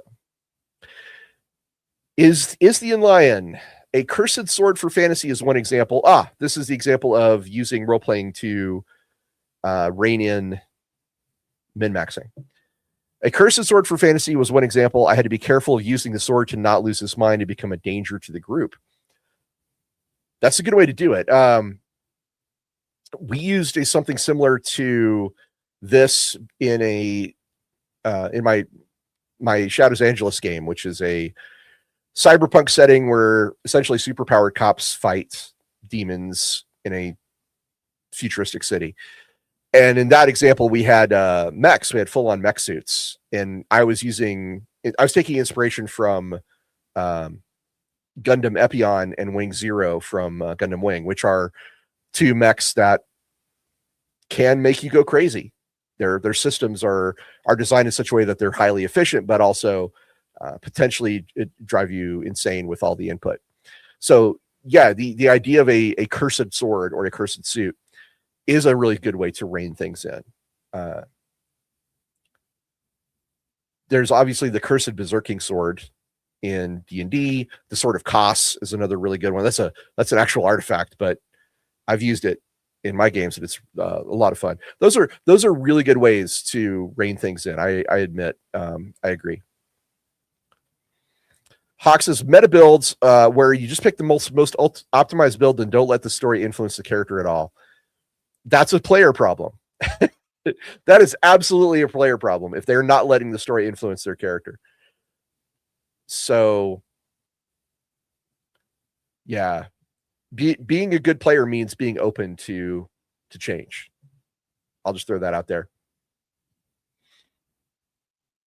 Was loose. Pathfinder and 3.5 a lot worse than 5th edition. I mean, for a min-maxing, I think they were more vulnerable to that. They had more ways to do it. Azarias, in being the redheaded stepchild, I suppose you're talking about. Sorry, Azarias. I'm trying to remember what you were last talking about with that. I don't know what that's related to. Sorry, I lost track. Godzilla Rex. There was a guy in my 5th edition play group who was too smug about his grappling build. And he would trivialize combat and said the GM needed to get good when asked if he could not. That's a bad player, buddy. That's just a bad player. Grappling, oddly enough, grappling gets a bad rap. Like, you should be able to do it. It's literally like an option that needs to exist. It's a shame that the concept of it becomes so technical in the rules. There's a bit of a running joke, or at least there was in role-playing games, that grappling rules were always the most complicated thing in the book.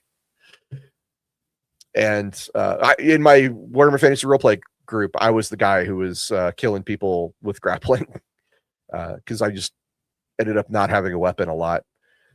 But yeah, I think that's clearly, if someone's just being disruptive about their character's abilities, or if they're telling the game master to get good if he's asking him to not do it, that's, you just don't play with that guy. That's the right answer there. All right. Icebeam says, if anything, Dogs of War is coming next. Hopefully. Oh, God, love some Dogs of War. Mike says he could keep them or give them to someone else. Talking about your skills? I'm not sure what you're talking about there. Mike had Ross, if you were in My Hero Academia, do you think you would have one of the good quirks or one of the useless ones, like being able to shoot toilet paper out of your hands? Okay. So, in my opinion, there are obviously powers or quirks that are better than others. Like that's just a standard fact, right?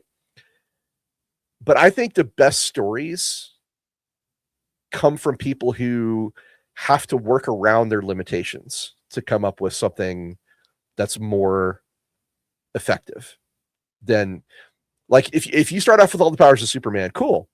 You can tell some great stories with that. But if you start out with just a single power, like flight, and you need to make that interesting, to me, that I almost like those stories a little bit better. I like the struggle to adapt and use something that people think is useless to become something really, really good. My Hero Academia has several characters who have not useless abilities, but definitely less useful abilities, like the guy who shoots out tape from his arms. And watching them learn to adapt and use their powers in different ways, or even just become a support character, like Suyu, call me Sue, from My Hero Academia. Love her power set. Her power set's great. It's not particularly effective compared to some of the others that exist, but she found a niche for herself. She said, I'm going to be a support character. I'm going to set people up. So yeah, I like that a little bit more, story-wise. Could I just pick a really good quirk if I was like isekai'd into it? Yeah. I mean, in that case, I would pick, the most useful one I could find, because I prefer not to struggle, even though that's the better story. So there you go. Micah says, I want that superpower. Sounds useful. I think he's talking about. So the power copier is what this is from. He can keep them. Micah says he can keep them or give them to someone else. That's All For One talking about his ability to keep powers that he's stolen, and he can give them to other people. That is true. That is one of the reasons why he's so dangerous. He's a mastermind who can essentially hand out superpowers to people, which is awesome, and one of the reasons why he's a great villain. All right, guys, super chat from Skylar Martin, 4298. Thank you, Skylar Martin. Brandon Sanderson said, what your magic system can't do is more important than what it can. Thoughts? So first of all, I'm very biased. I have read a lot of Brandon Sanderson. I really like his books.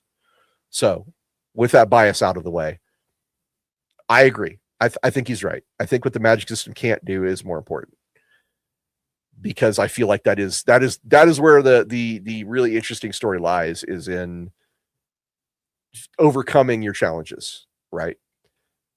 There's an old superhero called Sparkle the Super Wizard. Yes, that's his actual name. There's some great YouTube videos about this guy. He was insanely powerful as a character. You just couldn't. There was nothing you could do to challenge him. No, there's no kryptonite. There's no, red sun. He was just always awesome, ridiculously awesome, and it was boring. Like, I get that. One of the things people say about Superman is he's a boring character because he's good at so many different things. I would push back on that. I think there's enough established lore about Superman to make some really great stories about him, including like All-Star Superman is one great example. So it's not necessarily a limitation to have magic, if you will. Superpowers are just another form of magic, if you think about it. So that having been said, I do agree with him. Largely, I agree. There are circumstances under which it's not necessarily true, but it's very largely true. And he's an excellent writer who tells some amazing stories about getting around the challenges inherent in your abilities and skills. Micah says another good setting for a campaign would be the world of Berserk. Not too many people do that since like Warhammer, it's dark. Okay, Berserk is definitely one of those settings where in a session 0, we'd have to have some serious conversations about what topics we're covering and what topics we are not covering. Berserk, to be clear, I want to be really clear. I'm aware of it. I'm not especially fond of it. It's not like one of my favorite animes or anything like that. And one of the reasons why I'm not super into it is because it goes places and shows acts that I'm not particularly comfortable with. And certainly people can mention that I'm a bit of a hypocrite because I love Ninja Scroll, even though it does similar things. So yeah, I will acknowledge that this is a personal failing of my own. But yeah, if we were going to role play in the world of Berserk, or in Ninja Scroll, in both cases, I would definitely say we need to have a strong session 0 discussion about what topics we're going to cover and what we're not, because Berserk gets super dark. Beyond that, beyond the darker elements of it, Berserk is interesting and would, of course, it would make a good setting. Of course it would, if it was handled well. Frankly, just about any setting can be good if it's handled well. Something I say a lot is that the game master in the group can make just about any game really, really fun. And my personal example of this is Street Fighter, the role-playing game. Yes, there's the Street Fighter RPG. It came out in the late 90s. It was actually, like, rules-wise, like in terms of mechanics, it was a very, very early version of Exalted. If you've ever played Exalted, Exalted is kind of like evolved from Street Fighter, the role-playing game. We had so much fun playing Street Fighter, the role-playing game. We had a freaking blast. Like, objectively, in a vacuum, that book and the rules for it they're not great. I would not hold it up as an amazing example of game design, but I would hold it up as an amazing example of, no matter what the game is, a good group and a good GM can make it fun. So there you go with that. Azrai says, more freedom being the redheaded stepchild with less oversight. Yes. Okay. Thank you. Correct. Appreciate you. And Godzilla Rex, Wesley says, 5.5, I guess, is not that broken comparatively. Well, so Wesley's is talking about 5.5 edition. I'm assuming that's a 2024 edition of D&D is 5.5. I don't have a lot of experience with that. We've stuck mainly to the 2014 edition. So I don't know. Speaking of grappling, Hawk says, I managed to grapple an adult dragon and then drown them in 1.5 feet in water. Oof. Oh, that's the ending of David Dunn. Poor guy got drowned in a puddle. Oof. One thing we do want to do on this channel, FYI, talking about the various editions of D&D has brought this up to me. We're going to do a tier list of the different editions of D&D. I think would be a lot of fun to do. Actually, just going over them in general, the different editions of Dungeons & Dragons. I've played all of them. Been around a long time. And I can tell you that with some authority that every edition of Dungeons & Dragons, every edition has strengths and weaknesses. Sometimes the edition is not particularly good for a certain type of game. Sometimes it's really, really good for a certain type of game. It just depends. It depends on what your group is and what you're trying to get out of it. And obviously, since it's the first one, if you talk about first edition D&D or basic D&D, you can talk about advanced Dungeons & Dragons. Those three were like the first versions of D&D, and all three of them were designed for a particular style of play that we just have kind of gotten away from largely as a community. Because you got to remember, back in the 70s and 80s, Dungeons & Dragons was very much about dungeon crawling. It was very much about, we're going into this dungeon, we're going to go through these rooms, we're going to fight these monsters, we're going to get this treasure, we're going to get out. Character stories, overall stories, things like that were not especially emphasized back then. And it took White Wolf coming out with Storyteller System and all the vampire games, the World of Darkness games, kind of kicked the ass of of the role-playing game community, and we were all like, oh, people like stories and characters. We should maybe do more with that. But yeah, for a long time, simulationism and trying to accurately represent a certain either the real world or a certain setting were a major factor in game design, and that was followed by a lot of very crunchy, very rules heavy game design. The rules light stuff started popping up in the 90s and has continued for the next 30 years. And I've played 10 years ago, I played Lasers and Feelings, which is a one page. So all the rules are on one page, and your character is either lasers or feelings. That's all you needed to figure out. And it was a blast. Had a great time with it. So game design has come a long way. Just keep in mind that the different editions of D&D have evolved. And one of the things I really like about 5th edition, for example, is it acknowledges that there are core pillars of Dungeons and Dragons, one of which is, killing monsters and going into dungeons and things like that. The exploration and combat side. But one of the pillars that they've definitely defined is role playing and character growth and story. And you'll even notice this in 5th edition's character builds, the classes, class design, like a lot of the class abilities. Typically each class has abilities that fit into each of those three pillars. So there will be abilities that are built into your class that actually encourage you to role play or engage with story. So that's a lot of fun. But we should definitely do an overview on this channel of the different editions of Dungeons and Dragons and what those things are. Okay, let's see. Micah, speaking of Ross, what IP or setting would you love to see being made into a playable campaign for everyone to see, but for some reason no one has ever tried making it? I call these holy grails.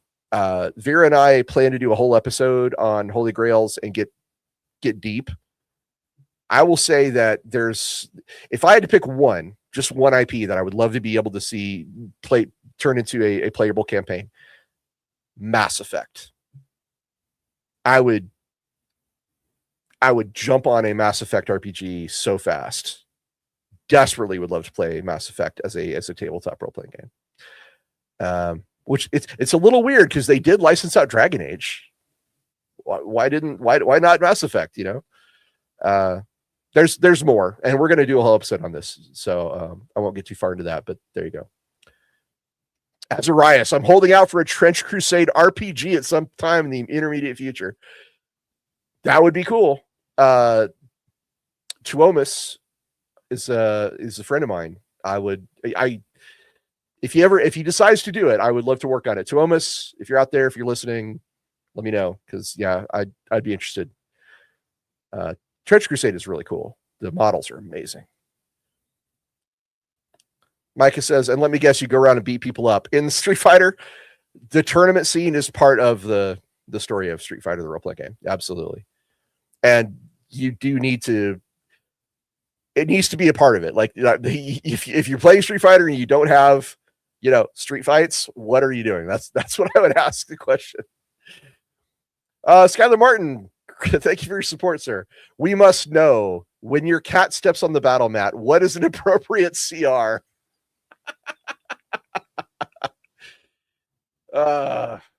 Yeah. I have rarely ever seen a cat jump on the table and lock things off, but I know it happens. I know it happens to other groups a lot. Yeah, I don't know, man. That's a great funny joke. I do appreciate that. Yeah. I'm sure you guys have stories of pets getting involved. Fortunately, my pets are low. They're basset hounds. They're low hound dogs. They don't get up on the table, so I don't have to worry about it. Wesley's 2024 is now 5th edition, 5.5. Okay, yeah, that's what I figured. Wesley says, I played it a bit and I don't like it. It makes every player character an anime protagonist that can't die and makes grappling very OP. Tell me to get good like that when I DM and you can leave the table. Hey, you know what? Everybody's allowed to have their preferences, bro. I get it.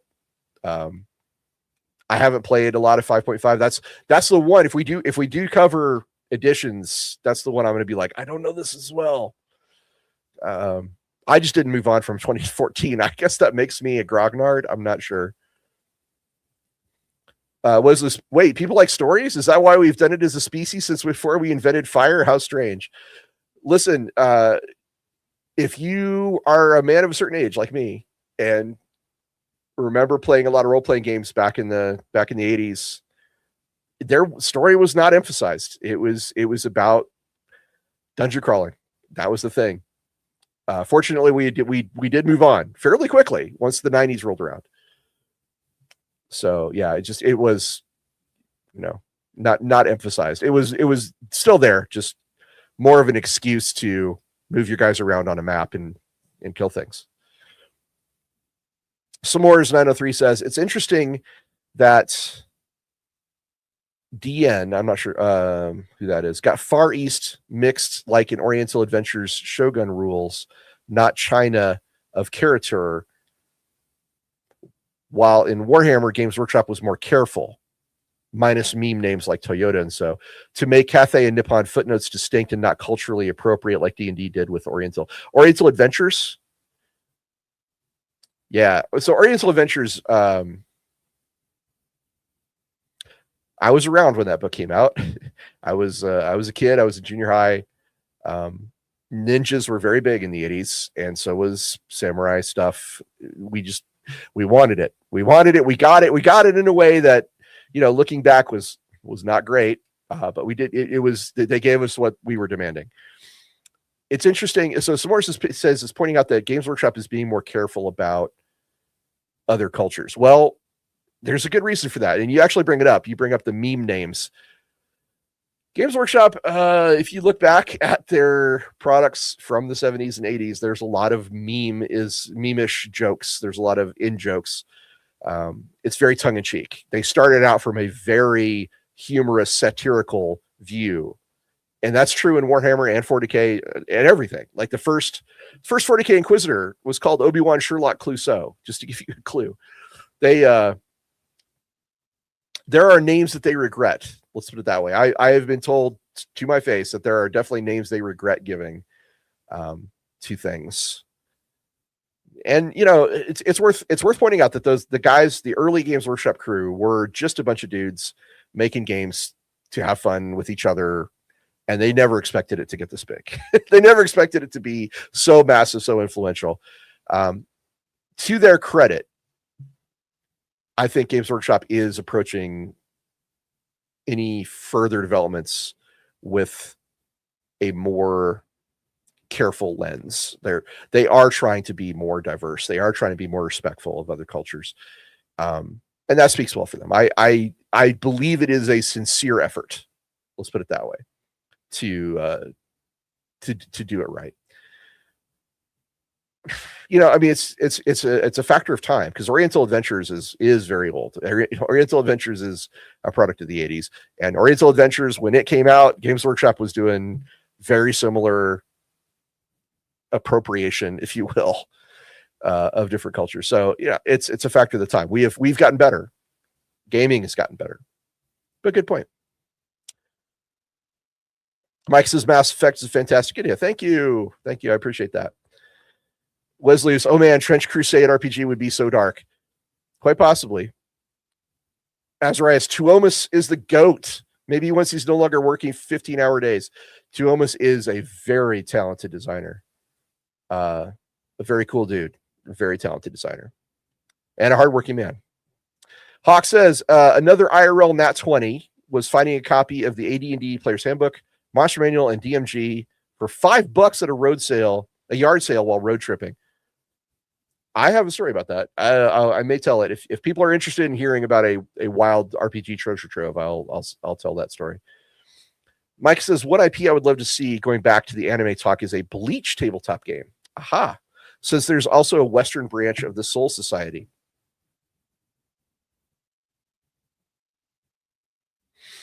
Interesting. There have been games about properties that have tried to open it up and make it to where things can be anywhere. A good example is this is, again, back in the 80s, we had a licensed game for Ghostbusters, and it was a pretty good game, actually. A licensed Ghostbusters role-playing game. And the whole idea was that Ghostbusters had had franchised itself across the United States, and you could have your local chapter, your local union, representing the Ghostbusters of that area. Bleach is, I wonder how much of the flavor would be lost if you move out of the East, because a lot of the stuff regarding the Soul Society, the Shinigami, and the way all that stuff works is, as we were just talking about, it's part of that culture. So in the larger sense, a Bleach tabletop game would be cool. Absolutely, there's plenty of material there. I'm only like surface level familiar with Bleach. I haven't gone too deep. I know some character names. I know some tropes. I don't know very much. But it seems like it would be a really good tabletop game setting for things like that. And there have been many attempts to do anime role-playing games. Big Eye Small Mouth tried it. There's a few other ones. I have a copy of Heart Quest back here, which is a shoujo role-playing game. And I've got a copy of Maid, which is another anime-inspired game. Both of them are interesting in different ways. Maid I've actually played and is actually quite fun. Ryutama, Make You Kingdom. Those are the ones that come to mind. There were some wuxia-inspired ones as well. There's a lot of wuxia-inspired role-playing games. Feng Shui being one of them, but I would recommend checking out something like Weapons of the Gods or Kill 6 Billion Demons and see what you think of those as well. The creator did make a spin-off in England so it could work, but I get it, Ross. Micah says regarding Bleach. Yeah, we're getting deep, guys. We're getting into some deep stuff here. So I'm going to try and say this without sounding too much like a nerd, although I am a huge nerd. Just get that out of the way. There's an anime I really like called Sakura Wars. And Sakura Wars had a spin-off in France, and I kind of hated it. I gotta be honest. Everything I liked about Sakura Wars was more from the Japanese flavor. So when it went to France, I was kind of like, I'm out. So I don't know. That's probably coloring some of my impressions of all this, but well, sure, why not? Bleach in England or Bleach in America, it could work. Wesley says, I think the Weston Bleach could be filled in. Okay, yeah, this is some deeper Bleach lore. I don't really know it. Wesley says, I'm far from an expert on Japanese religion. Same. Couldn't help you. Couldn't tell you about that one. And what about the Slayers 90s RPG? Samores asks. I did not play that one. Although Slayers, deep cut, excellent anime. Had a lot of fun with it. And we got a super chat. Skylar Martin. Have you ever tried Alien tabletop role-playing game? The one from Free League or Free Login. He says, I've heard good things. So have I. That is possibly the most talked up game of the last several years in my area. We have a lot of local game conventions here in Colorado, and my roommate goes to almost all of them, and he plays Alien and just raves about it.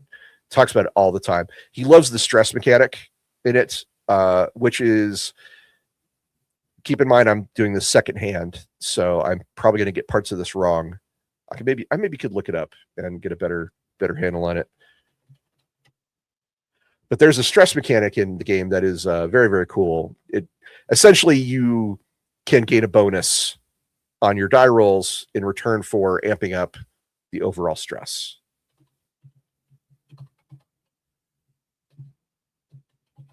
And Aliens and Predators sounds great, says Micah. I mean, it couldn't possibly be worse than the films. Oof. The Exiled one. I don't think I could justify buying another set of tabletop role-playing game books. I hear you, bro. I have probably too many. I have at least 3 other shelves full of these in the house than the ones you see behind me. Nowadays, I'm mostly a PDF guy, unless it's something I really, really like, and then I grab a copy of it. And S'more says, was there ever a plan for Far East Space Marines or Imperial Guards in 40K?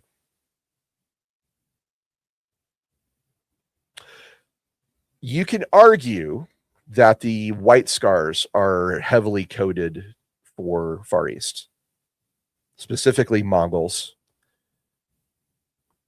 And that would be, there's also the Rough Riders of Adalin, which are also Mongols, different world, different.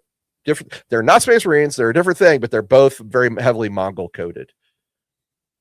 And Alexis, my co-host on the Lorebeards for Decay channel, she likes to say that the Eldari are highly coded Far Eastern, specifically like samurai culture.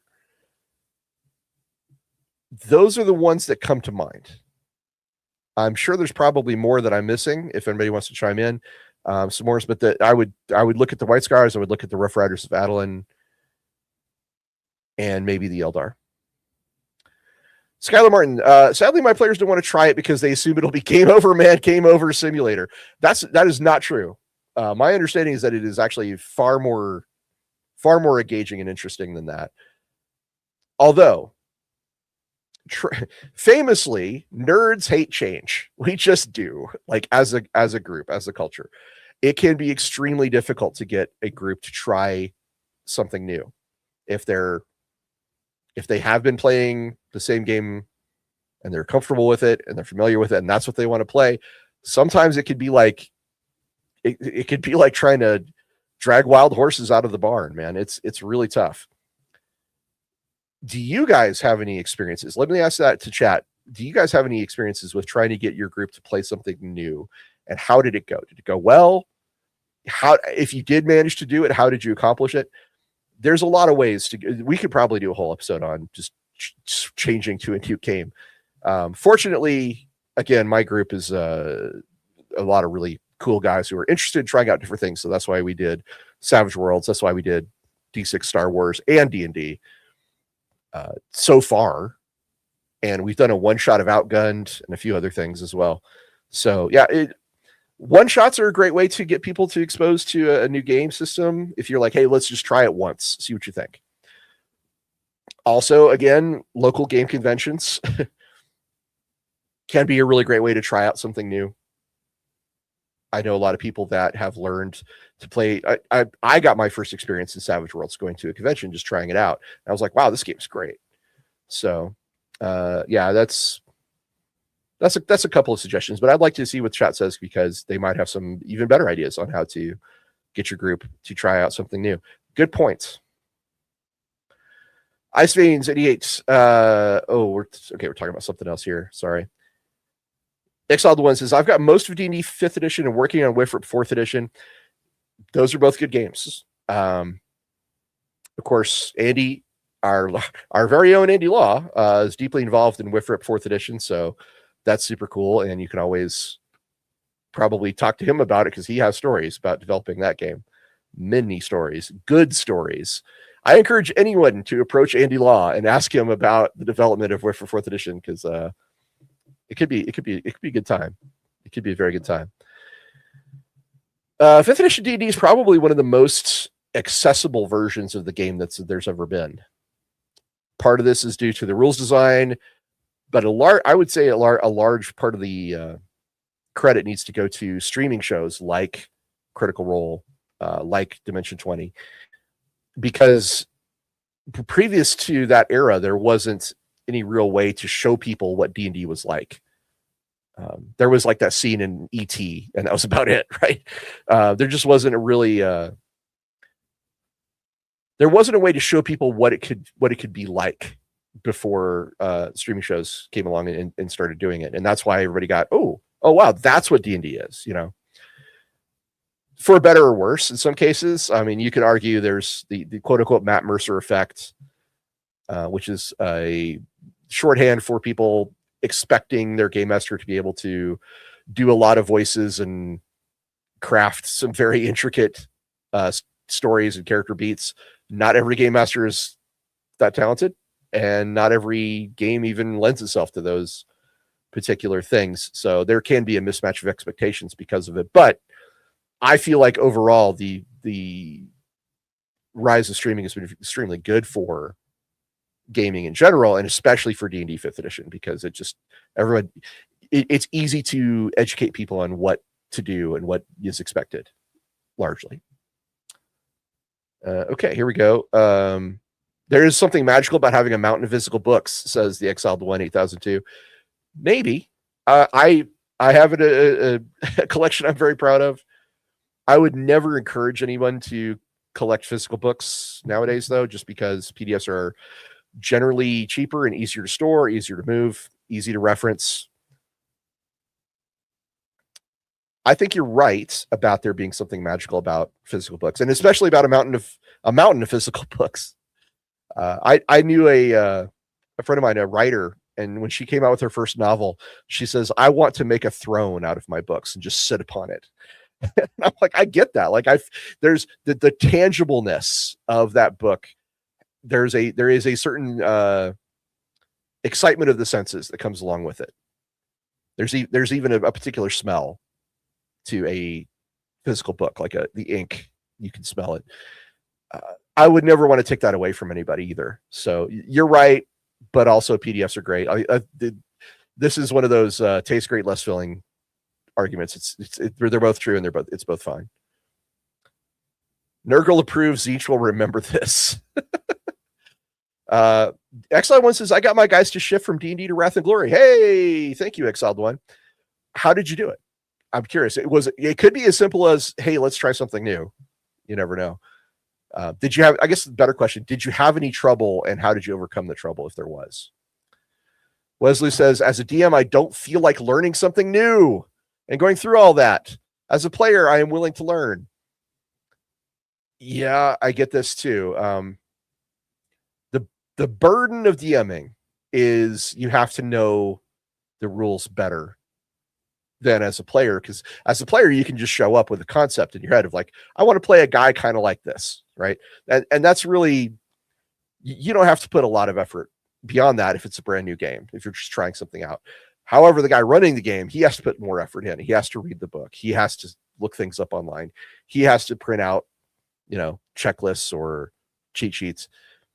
There is a slightly higher pain in the ass factor for being a DM.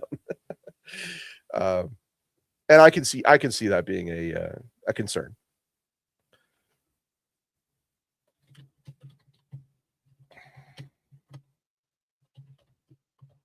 So let's see here. Exile One says, "I'm still the DM, but I got everyone into Warhammer after the last TPK." Whoa. So TPKs are something we should talk about on this channel. TPK stands for Total Party Kill. It's an acronym. It can happen. It has happened to me several times where you get into a combat encounter and it's just too much and everybody or the majority of the party dies. And this is a real downer. TPKs are a major downer. It's difficult to say that I've ever enjoyed a TPK. I've liked what happens after. I have enjoyed the aftermath. I've enjoyed the process of rebuilding a group, but I have never really just enjoyed like, "Oh, we're all dead. Great. Thanks. Awesome." So switching to a new rule set after a TPK is that's actually a really sneaky way to do it. Not sneaky. That's a clever way to do it, I guess I should say, because you're distracting people from the emotional impact of losing their characters by changing their focus to learning a new rule system. That would be a really good way to go about that. All right, so got Cabo chiming in here. A friend of mine agreed to do a one-shot of a new system as a 1 GM and 1 PC session to try it out, and then was an ambassador to the rest of the group with a player's perspective. That's a good way to do it too. Yeah, I hadn't thought of that. Really good one. Skylar Martin, FFG Star Wars, my beloved. My players were initially really skeptical of the Edge dice system. Now it's our favorite dice system. If only there was someone on this stream who worked on it. Oh, Skylar. Oh, buddy. So yeah, I did work on Edge of the Empire. I was there during the development of it. So Edge of the Empire has a really interesting origin story. It's an evolution of Warhammer Fantasy Roleplay 3rd edition, in case you didn't know that.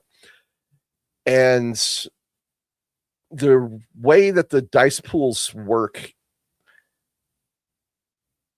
some people really love it, and I love the fact that people do love it. It's a fine game. There's really nothing wrong with it. For me, I am not a huge fan of the dice system. This is bizarre. You're actually talking to a designer who's like, yeah, it's not my favorite guy. My concerns with it is that the dice rolls can too often, in my opinion, become burdensome in having to explain what happened.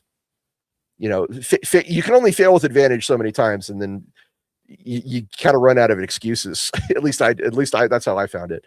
And I never enjoyed when the dice in Edge of the Empire came up as a completely canceled out result. Like, you know, this cancels out that, this cancels out this, and then you have nothing. I never enjoyed that. But I admire the ideals of it. I admire the way that the dice are set up to tell a story with every roll, to enhance the story with every roll. And if it works well, it really works. Maybe it's just a mindset thing. Maybe for me, you know, unfortunately, there's a truism in the medical field that also applies to the role-playing game field. In the medical field, they say doctors make the worst patients because, you know, they know what they have an opinion on what they should be receiving for care, even if that's not necessarily the accurate thing they should be receiving. And this is also true for game designers. Game designers, the truism, if you want to adapt it, you would say the truism is game designers make the worst players. I'm not actually going to say that. I'm going to say game designers can have difficulties being players because my expectations as a game designer, especially if it's something I've worked on, like I play tested a whole bunch of different versions of Edge of the Empire, and that possibly led to a certain level of fatigue with the dice system that does not exist in someone who didn't have the history that I have with it.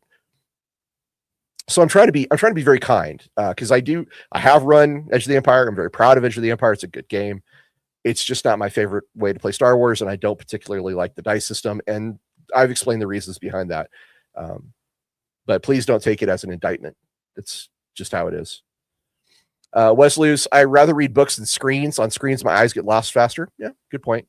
However, PDFs are searchable, which that's a big help if you're looking for a specific term. I find it's faster than looking things up in an index most of the time, but you know, good point. He also says PDFs are cheaper and less heavy than books. Of course they are.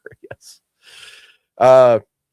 Exiled One says, honestly, going from a subject matter expert to a 5e to a new GM in Wrath of Glory was a major hurdle.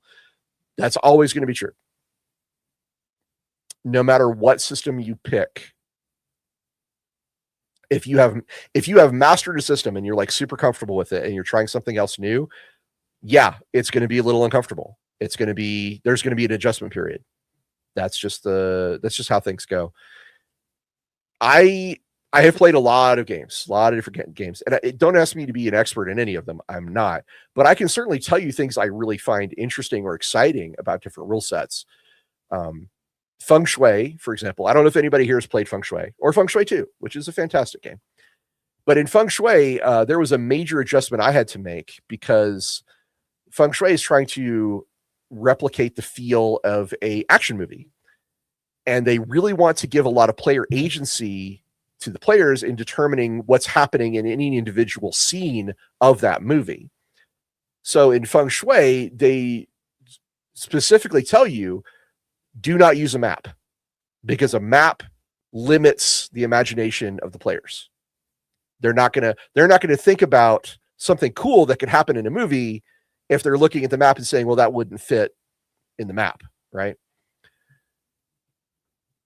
Feng Shui is a game that asks the players to extemporaneously say that things exist in a particular place. Like, let's say we're having a fight in a hospital, and in Feng Shui, actually, let's back up. We're having a fight in a hospital in Shadowrun, okay? And in Shadowrun, I have to say, hey, is there a fire extinguisher in this hallway that I can shoot and create a smoke cloud?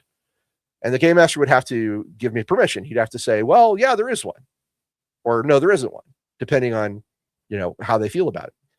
Feng Shui changes that paradigm. Feng Shui says, don't ask for permission. Just say, hey, so there's this fire extinguisher and I shoot it and it creates a smoke cloud. Because what Feng Shui is trying to do is keep the action flowing quickly. It's trying to give players the maximum amount of creativity. That was a major adjustment for me. that was a big paradigm shift. I had to go like, okay. And once I figured it out, once I got on board, it really helped me out. So this is a long-winded way of getting around to the fact that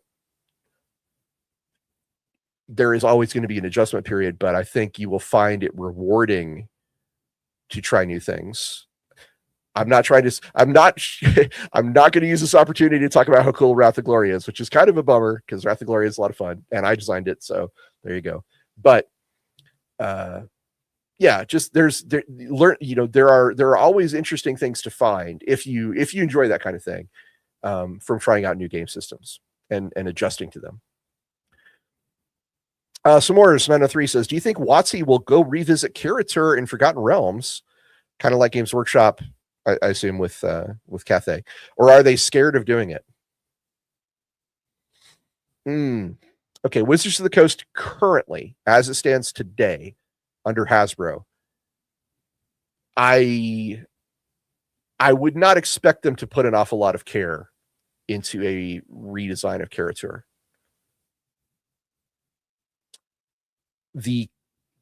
My impression of the Wizards team at Hasbro as it stands now is one that is driven by,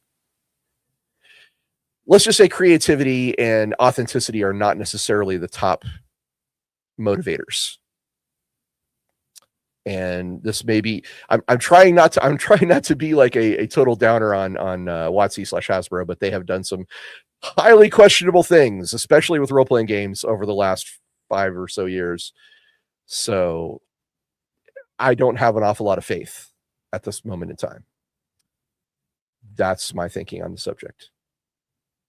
Exiled One, my table is pretty great. Hey, and it was a bit of homework to learn a whole new system. Yeah, that is, like we said, it's just part of the burden of being a game master. TPKs can be real cool if the aftermath is handled well, says Wes Luce, or just glorious. TPKs are a thing that has to be handled well. We should do a whole episode on that, frankly, because there's a lot to unpack and a lot to discuss about TPKs, how they happen, why they happen, how to handle it when it happens, because it's almost certainly a matter of when if you play a lot of games. And whether it should happen, right? The Jurassic Park, just because you could, you didn't think about whether you should. I'll put that out as a question to you guys. Should TPKs be possible, be a thing? Discuss. I would like to hear your thoughts. And we've got another one on TPKs. Skylar Martin says, the only TPK I've ever enjoyed was the whole party died to kill the big bad evil guy. Felt like we all died saving the world as a noble sacrifice. Yeah, I can see that being fulfilling. I can see that being a thing that you would enjoy. And we've got the XL1 saying, currently my guys are the kill team of a rogue trader. Nice. And I'm being sent on adventures to go kill cultists and earn glory. Hey, they're currently dealing with an orc speed boss in the ash wastes of Gilead Primus. Nice. Love it. That sounds like a great campaign pitch. Campaign pitches would be a lot of fun to discuss too. Can you boil down your campaign into a single sentence? And if you can, what would you say? Let's see if I can do a pitch for you guys. There's a project I put some work into a while back that I've always thought was kind of a neat idea. It is a post-apocalyptic world. There is a single city of humans remaining. They send adventurers out into the wastes to recover pieces of ancient technology. And the cause of the apocalypse was a psychic awakening of mankind that created essentially walking nightmares. And all the player characters are essentially highly trained psychics in individual disciplines that work together as a unit to go out into the wastes and survive. Would that sound interesting to you? Let me know. So let's see. We did that one, and Godzilla Rex. Start carrying a fire extinguisher around to shoot and Shadowrun. Make it part of your kit. There you go. That means you'll never lose it. Good point. I love the creativity in Feng Shui. I love the way that you can use the environment because the game tells you to do it. It explicitly makes that part of the play experience. I've always enjoyed doing something weird and interesting. We started this whole show talking about the guy throwing the church bell, and I love that. One of the early games of D&D 5th edition, we were fighting a bird swarm. The bird swarm's kicking our ass. Swarms are kind of awful, the low level characters, until our fighter decided to use his action surge to grab a tarp off of the docks and throw the tarp over the swarm. And I was like, okay, that's brilliant. That's like, what a great idea. What a great way to potentially deal with this very dangerous enemy. So I'm always a big fan of using the environment, finding ways to do something interesting that isn't just I swing my sword again. However, want to be clear, there's nothing wrong with just I swing my sword again either. We talked about min-maxing earlier. Using your most effective abilities is never. I'm never going to say don't do it. It's your character, use your most effective ability. But sometimes rule of cool just makes, I think we also started off talking about how games are memorable, right? And it's more memorable to try and do something really big, bold, and cool than like I swing my sword again. So just think about that. All right.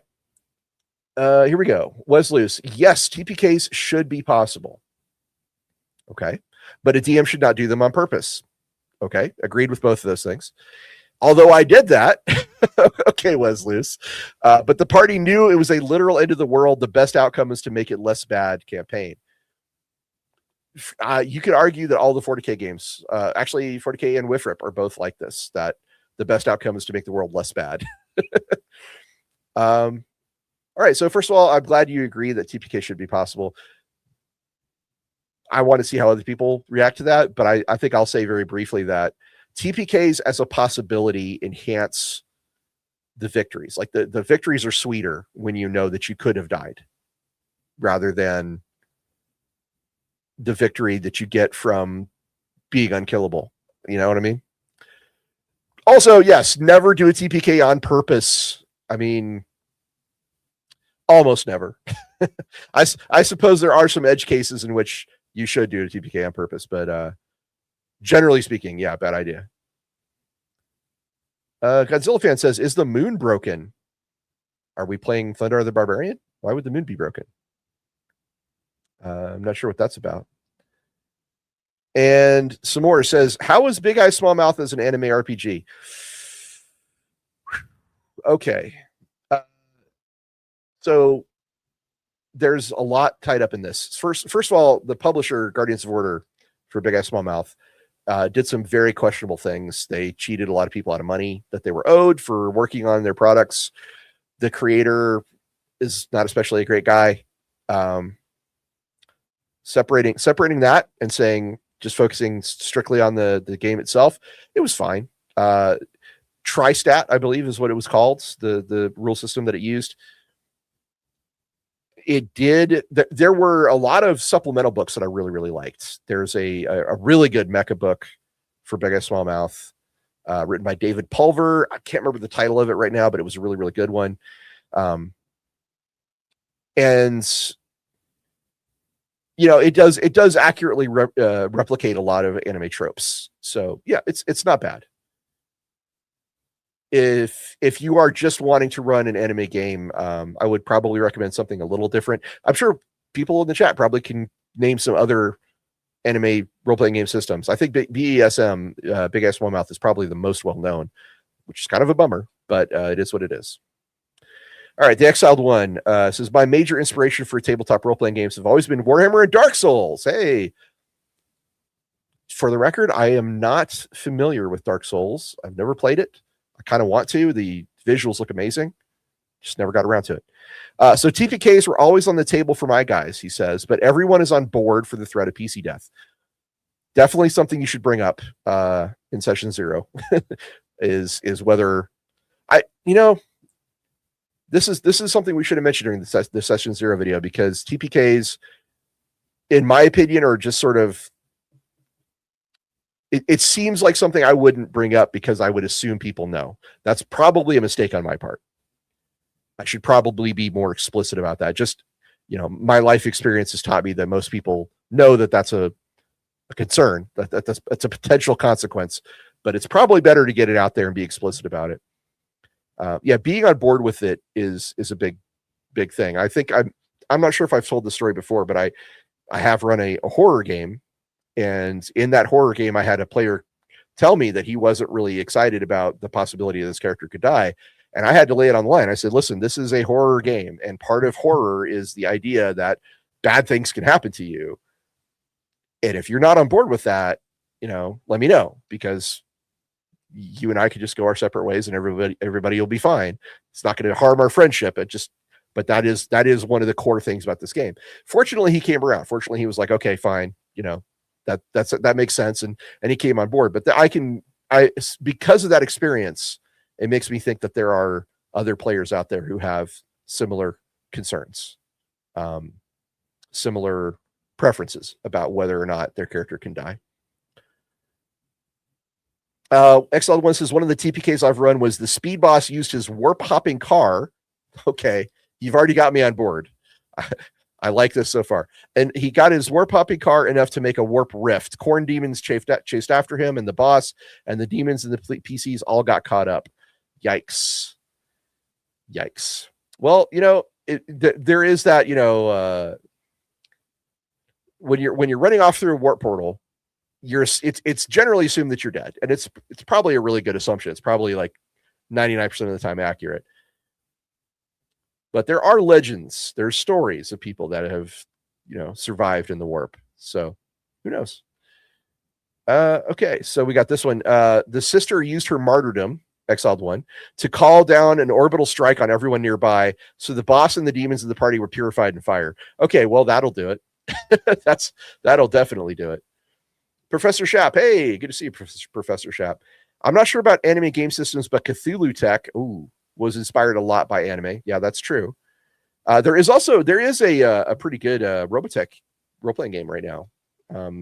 It's out. I think Strange Machine Games published it, and there's Iron Claw, which is a kind of Slayers related anime, Slayers adjacent, I would say. Skylar Martin says, in Cyborg.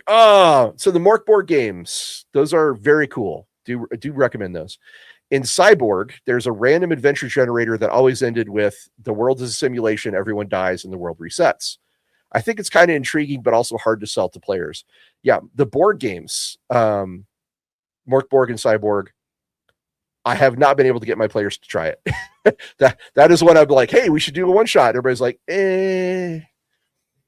yeah, I would like to try that. I believe so. Here's Dungeon Crawl Classics and Mutant Crawl Classics. Those are two games I have played and enjoyed greatly, and both of them have random events that can essentially cause TPKs. That's part of the fun for me. That's part of the enjoyment.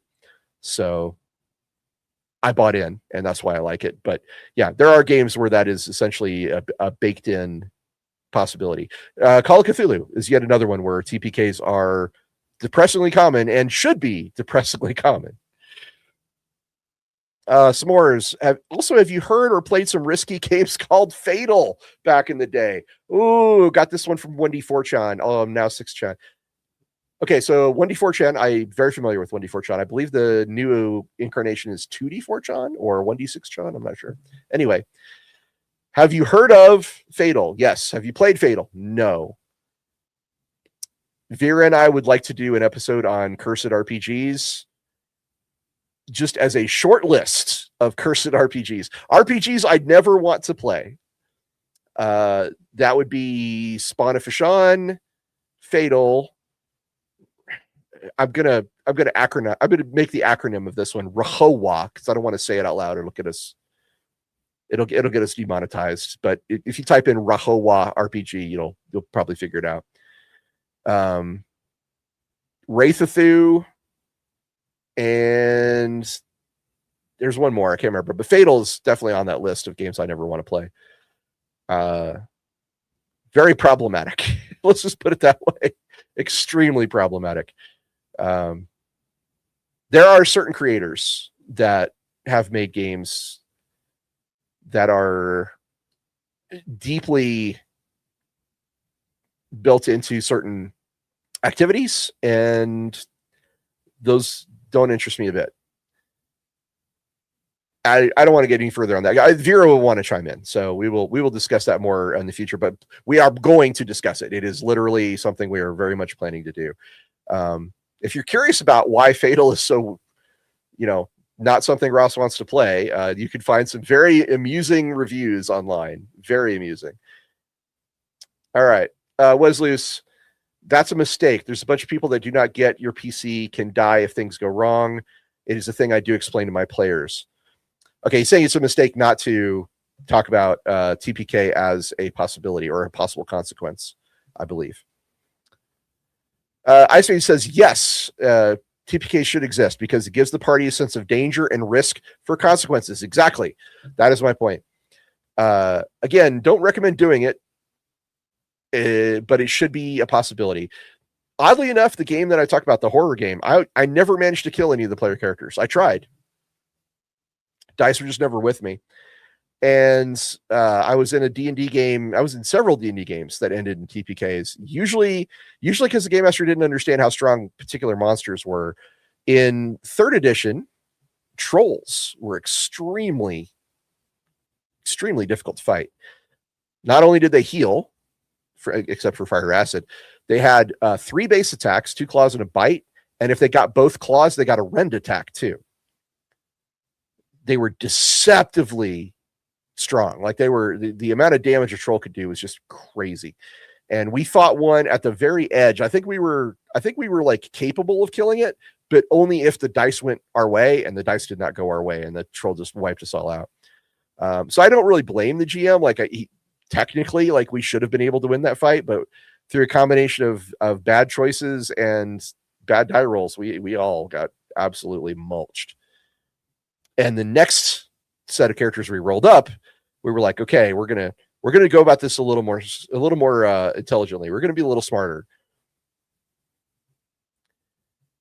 There's also, I mean, setting expectations is a big part of that session 0, and so I would include like the TPK possibility under that header.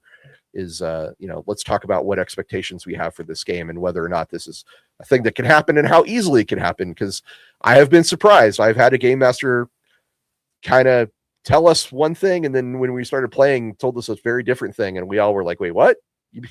TPKs are far more likely. Oh no, like that is not the characters we made. So yeah, expectations, that would fall under that. Exiled One says a lot of random encounter tables have led to lethal level fights. Yeah, I can see that. Exiled One says, I follow the dice, but dice can be bloodthirsty, apparently. Here's the thing, man. There's a natural instinct for the game master to adjust the die rolls to make a better story. My advice is always to fight that impulse, because the dice can tell a better story if everyone has faith that the dice are impartial. Okay. What does that mean?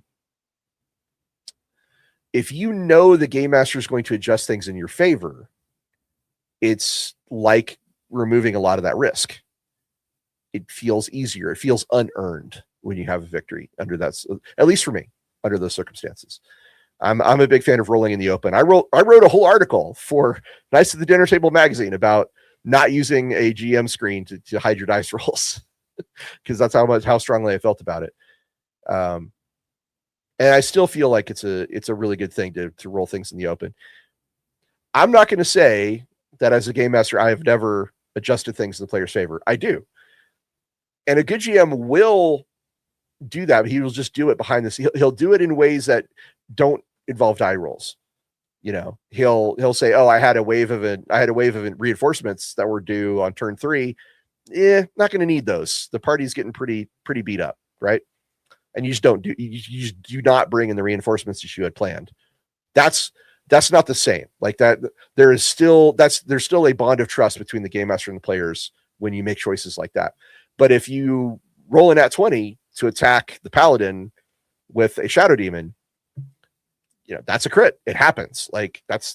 I would not adjust that roll to not be a crit. Let's put it that way.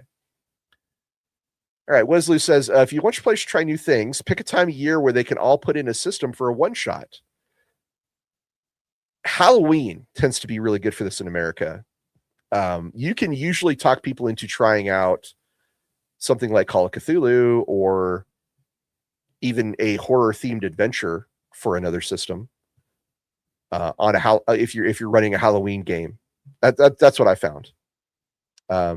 My friend Mike Lafferty, who makes Cocaine Owlbear, he did a Christmas themed one, and I felt like, hey, there's people that do have very little to do around Christmas. Maybe they'll want to try out Cocaine Owlbear. So there you go.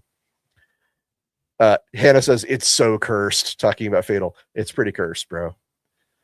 Vera has talked about how bad Fatal is before, says Hawk. Yeah, I would like to be there when she talks about Fatal, because we're going to have our own discussions about it. It's possibly the most infamous role-playing game that exists. I'm not sure that there is a more infamous one. I'll tell you one that I only learned of a few years ago because for reasons. You guys may be familiar with an old setting for D&D called Empire of the Petal Throne. And this was a very popular setting in the 70s and 80s. It was created by a guy called Professor M.A.R. Barker, and he did a lot of Tolkien-esque world building, created, languages and whatnot. And I believe it had its own system at one point, but I'm just going to call it a setting because I don't remember if it had its own system per se. I think it did, but I'm not going to swear to it. Anyway, so what makes Empire of the Petal Throne infamous? Short version is Professor Barker wrote books about how awesome Nazism was. Yeah, puts a whole new twist on the fantasy world. And all of a sudden, I started noticing things in Empire of the Petal Throne that were not cool. So I was like, okay, I'm getting rid of this. It was literally the oldest box set I'd ever had. It was older than me. It was what I wouldn't say it was the crown jewel of my collection, but it was definitely one of the things I could show off to people and be like, hey, check out this game I bought that's made in 1972. Yeah, I don't have it anymore because I got rid of it because I don't want anything to do with that. So that's a more recent and far more obscure cursed game setting. Somewhere says, have you ever played Indiana Jones or James Bond? I have not played Indiana Jones. I have played James Bond. Those are very old games. James Bond eventually turned into Top Secret, which is a better game. Like if you want to play a James Bond type thing, play Top Secret. James Bond was interesting. So was from what I understand, Indiana Jones was also interesting. But a lot of those games from that era of TSR were deeply flawed because they didn't really understand. A lot of the designers didn't really understand what made D&D work. And you could kind of tell. Look at Boot Hill, original Gamma Worlds, even Star Frontiers back there, which I love Star Frontiers as a idea, but as a game, it's not that great. Wesley says the first fifth edition game I ran as a DM ended in a massive TPK because challenge rating didn't work the same. Yeah, challenge rating very, very hit or miss. I think it's more dialed in on 5th edition than it has been in the past. And Wesley says I just admitted it, and the players had a laugh and just laughed about it. Luckily, that's ideally the best outcome. And definitely, if you have a TPK that you did not intend. As a game master, it's wise to be open about that. It's wise to be like, guys, that was not what I intended. Because nobody likes to feel like you have it out for them in a game. Like there's a lot of feelings and that could be hurt. A lot of people can take it personally. Yeah, be open about that if that was not your intention. Men of Stoned, cool name. Expectations is it. Some players' game is ruined by the mere possibility of their character dying, while others feel it's ruined if theirs have plot armor. This, I'm going to say the thing I say a lot. It depends. You're not wrong. If we were playing, for example, Song of Ice and Fire roleplay, the possibility of death, I think, is required because it's Game of Thrones. That's people die. That's like a big part of what makes Game of Thrones Game of Thrones. If we're playing the Princess Bride role-playing game, however, I would argue that I would not be expecting. I would be expecting to be able to take big, bold risks and probably not die in the Princess Bride. It just depends on what kind of thing we're doing, So, yeah, so largely I fall into the category of if I have plot armor, I don't feel, I wouldn't say ruined, but it's definitely, it lowers my enjoyment. One thing that made it difficult for me to get into Savage Worlds for a while was Savage Worlds felt very forgiving. Savage Worlds felt like it was very difficult for a character to suffer lasting consequences. It still feels like that a little bit to my to my sensibilities, but I'm able to acknowledge that all the other aspects of Savage Worlds make it a really, really good game that I really, really enjoy. So yeah, it can be just a thing that can be beaten by experience. It can be talked out, and again, it often will depend on the context around it. Exiled One says, "I've never heard of Fatal before now." You're not missing anything. You're really not. If you walk away from this episode and like, I never want to hear about Fatal again, great. You know what? Your life will probably be better for it. Wesley says, "Same," and now I'm morbidly curious. Well, that's the internet for you. Exiled One says, "Does anyone have any advice on how to run mass combat? I wanted to have two armies fight, but I couldn't find anything in D&D at the time to help." Well, okay. The very first thing I'm going to say is there are some game systems that handle this really well and some game systems that don't. D&D does need a subsystem of some kind for this. I feel like it's largely hand-waved in the current rule set, but I know that there's probably some really good third-party material that covers this. Savage Worlds handles it very well. I would say that Feng Shui can handle it pretty well because you can basically group up large groups of enemies into. Prowlers and Paragons also does mass combat fairly well. Yeah, mass combat. Bit of a struggle, I would say, for 5th edition. I know that there's rules for it out there somewhere. I just have to find them. I would go look. I would probably start by looking at maybe some third-party stuff on Drive-Thru-RPG or DM's Guild. Wesley says, "I've been there on a play-by-post. I instantly left being a DM there when that showed up." So Fatal showed up on a play-by-post. Ugh, yikes. Skylar says, "My must run at some point is Monty Cook's City by the Spire. Any experience? It is a very thick book." I have not. I think this is it's in that same set of rules like the Strange, I think. Honestly, I have not played any of Monty Cook's stuff. I forgive me. Somebody can tell me what the name of the name of the system is. Oh, Wesley was talking about the Nazi thing, is what he says. Oh, the Empire of the Petal Throne. Okay. I gotta admit, I'm not super. I would be a little more forgiving with Empire of the Petal Throne because it is most of the time people just don't know. Like they don't even realize. I didn't realize for a very long time. So I'm not going to blame anybody for not knowing. Wesley says Colville has a book on that. Oh, he probably does. Yeah.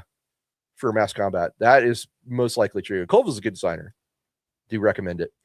Hey, we got a super chat. Skylar Martin. Here's thanks in the form of money for answering all of our nerdy questions. Thank you. Hey, I like money. I also like talking about nerdy things. This is a confluence of things that I enjoy. Yeah, well, 3.5 had a Lords of Battle book. That's true. Yeah. Deathwatch has mass combat rules. Yes, it does. I designed that game. Wow. This is why it's really weird for you guys to bring up games I designed like 20 years ago, and I'm always like, oh yes, that is a thing. The Exiled One, if you want advice, feel free to send to players. Oh, so Wesley is offering advice on how to do mass combat. Must run at some point. For me, I would really desperately want to do Delta Green. That's my favorite game I've never played. Cyber Generation, which is it's part of the Cyberpunk 2077 universe, but it is an alternate timeline. They never went back to it. They probably never will.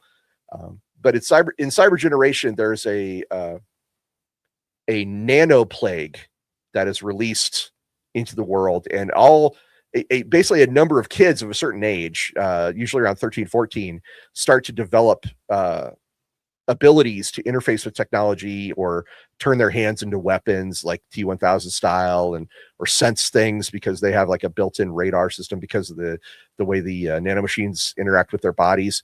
It's fascinating. And it was a attempt to turn cyberpunk more punk by involving a youth movement and making it more about that than the corporations and stuff. Fascinating. Would love to try it someday. Okay, let's see here. Short version is run unit blocks like heroes, have the actual heroes run them. Is the Lion talking about the mass combat? Quite possibly. Yeah, MCDM Kingdoms and Warfare, says Cabo, is the name of the book. Alrighty. Let's see here. S'mores, do you get some stuff from Temu from role-playing games? My sister got me into the whole free thing on that site, got some plastic D&D Fox miniature today. Hey, you know what? I'm one of those guys that as long as it looks cool on the table, I don't really care where you got it from. If you 3D print it, cool. If you buy it, cool. If you found it on the street, cool. Yeah, I don't think there's anything wrong with buying stuff from Temu for role-playing games. You should see the stuff that we had to deal with back in the 80s when we didn't have Etsy. We didn't have anything. We had like really crappily molded lead figures that if you dropped them would probably break or bend in horrible ways. So I'm very forgiving about what you bring to the table in terms of miniatures and terrain and anything. If it looks cool and you like it, that's all that matters to me. Excellent one. Thank you for all the suggestions. He says, yeah, cool. I'm glad our community can help you guys out. If you're listening to the show or watching it and you're curious about Lorebeards, we have a great Discord. You can go check us out. Hawk hopefully can put up a link to the Discord in the chat. Discord is where you go because our community is very active. We have a lot of people talking about a lot of different subjects. The hosts, like myself, will occasionally drop in. We'll talk to you guys about 40K or role-playing games or whatever.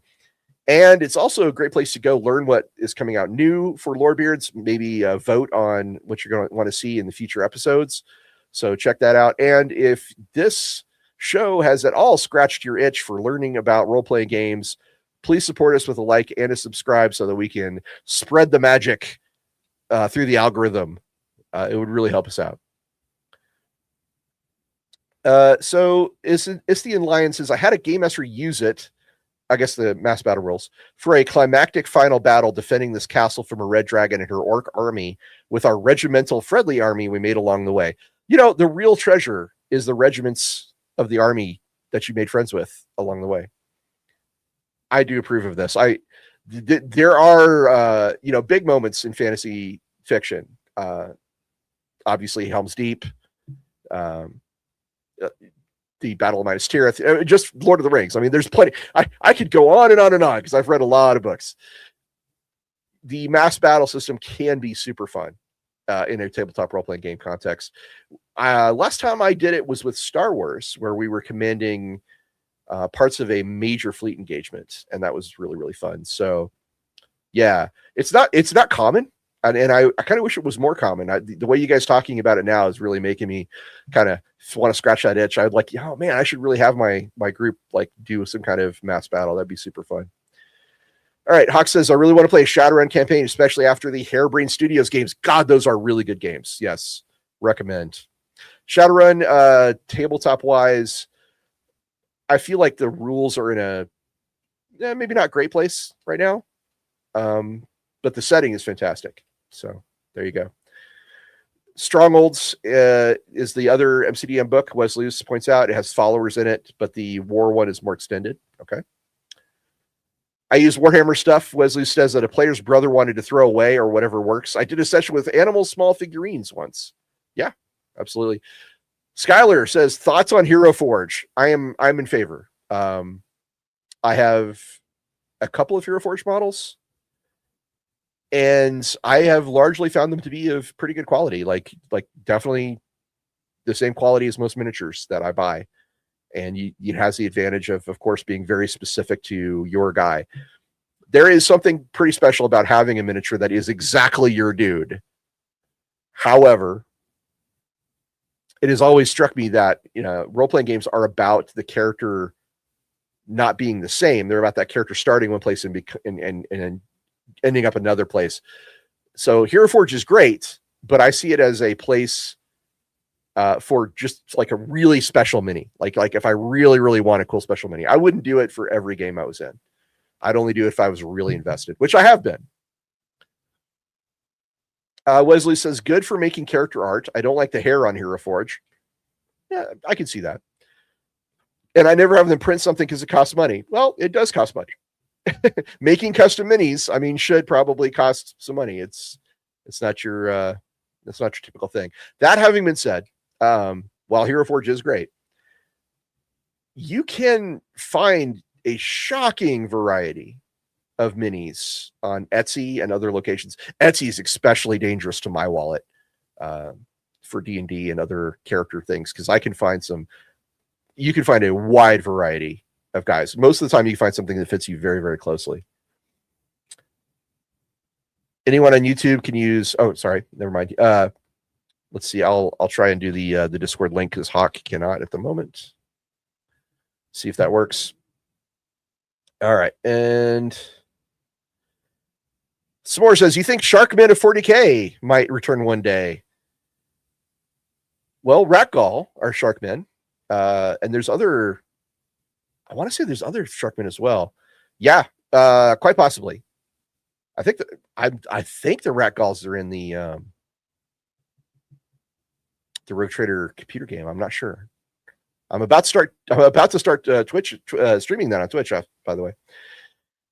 Iston Leon says, we also had the heroes fight the actual dragon, so both the army and our heroes saw action during the battle. That's a good way to do it too. Separate out the mass combat between the large forces while the heroes battle like singular entities.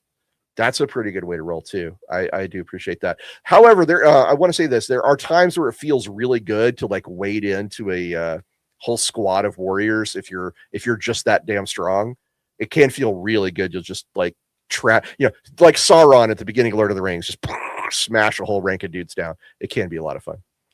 Professor Shapp says, be cool to see them. Been tinkering on how they could be done with something different if they brought them back. I think he's talking about the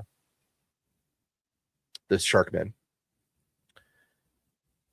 Saboris says, I think on 1d6 they wanted to bring them back because of one of the Necromunda houses. Oh, probably the Delac. The Delac houses in Necromunda are doing a lot of weird things in the Underhive, and it's getting pretty Cthulhu down there. And wow. Sahardwin. Yes, Sahardwin. Thank you. That's the name. There's multiple Sharkmen in 40K. And that brings us pretty close to the end here. We've got just a few minutes left of the show. So if you want to ask me literally anything, this is your opportunity. You have me at your mercy because Vera is not here to run interference. I will say I've really enjoyed speaking to you guys about role-playing games in general. I want to show off my shirt really quick. It says, Owlbear don't care. And it's one of my nerdy D&D t-shirts. I'm a big fan of it.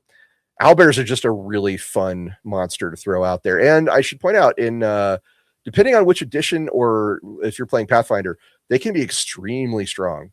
Owlbears not only have great senses, they're not unlike trolls. They can actually TPK a party. So watch out if you ever throw an owlbear in there.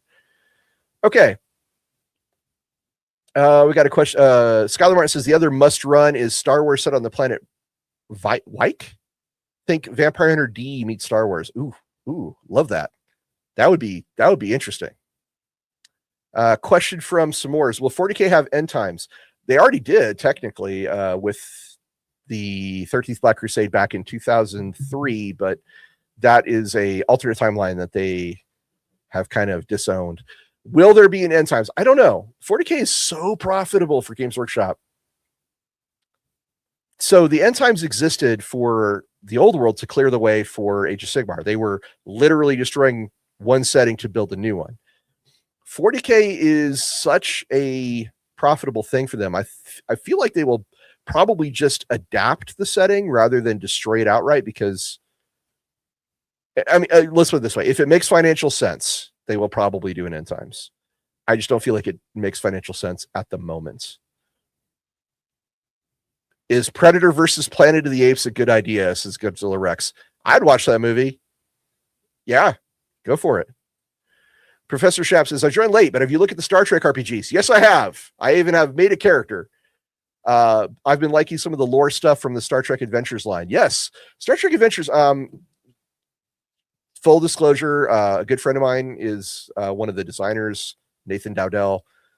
So I am inclined to like it.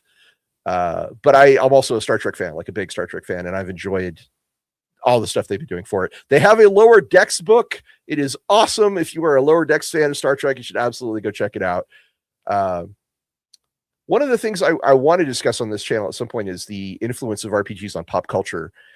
There has been a lot of things in our pop culture that come from role-playing games or are influenced by role-playing games. And sometimes role-playing games create source books. They create like a reference that is almost more comprehensive than any other source you can go find. For example, in DC Heroes, which was a superhero game from the 80s and 90s, they had a source book for Watchmen that dove so deep into Watchmen lore. It covered things that were never in the comics. And if you were, interested in Watchmen comics, which I was, you might go out and find that book. There's also a really awesome reference book for all the World War II characters from DC.